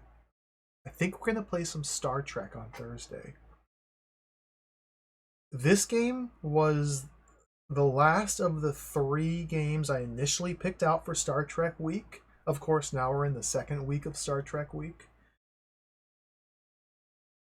I think what we're going to do on Thursday is go get a little bit more dank. We got to get a little bit more dank. There's an unreleased prototype of a Star Trek V game for the NES, a Famicom, we might check out. There's another game based on the film Star Trek V, The Final Frontier, an unreleased Famicom game that maybe would be fun to play. I don't know if it's complete or finishable, but we'll have to check that one out. There's a Dizzy game based on Star Trek I want to play. We might even, in fact, we'll probably revisit the Apple II First Contact game because Vino79 has unlocked the secrets of how to progress in that game. I got stuck, but he unlocked the secrets. So I want to play through that one and finish it. There's some fan-made Star Trek spoof adventure games that I kind of want to play. There's also like about 1,000 more officially licensed Star Trek games. The future is wide open. I'll have to tune in on Thursday to see what it's going to be. Thanks for watching, everybody. Thank you for hanging out. Thank you for the big emotes and the follows. The hype train. We had hype trains earlier. Thank you for the cheers and the subs and the resubs. Thank you all. This game was so much fun. I'm going to do a raid and get out of here. I got to go. I'm excited to play more Star Trek, though. Who's on? Let's do it. Let's get out of here. Star Trek. Has anybody played Star Wreck? Not Star Trek, Star Wreck. Wait, there's one. Hold on. Star Wreck looks great. Maybe we'll play Star Wreck. What was the other one?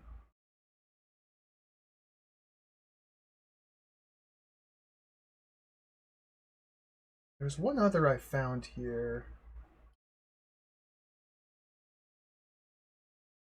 Bear with me one moment.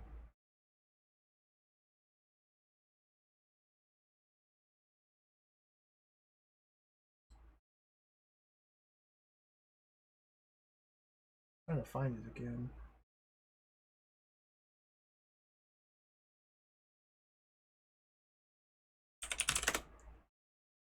Star Wreck on the Amstrad Text Adventure.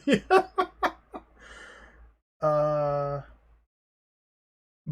Trek. There's also Bar Trek. We might want to play Bar Trek.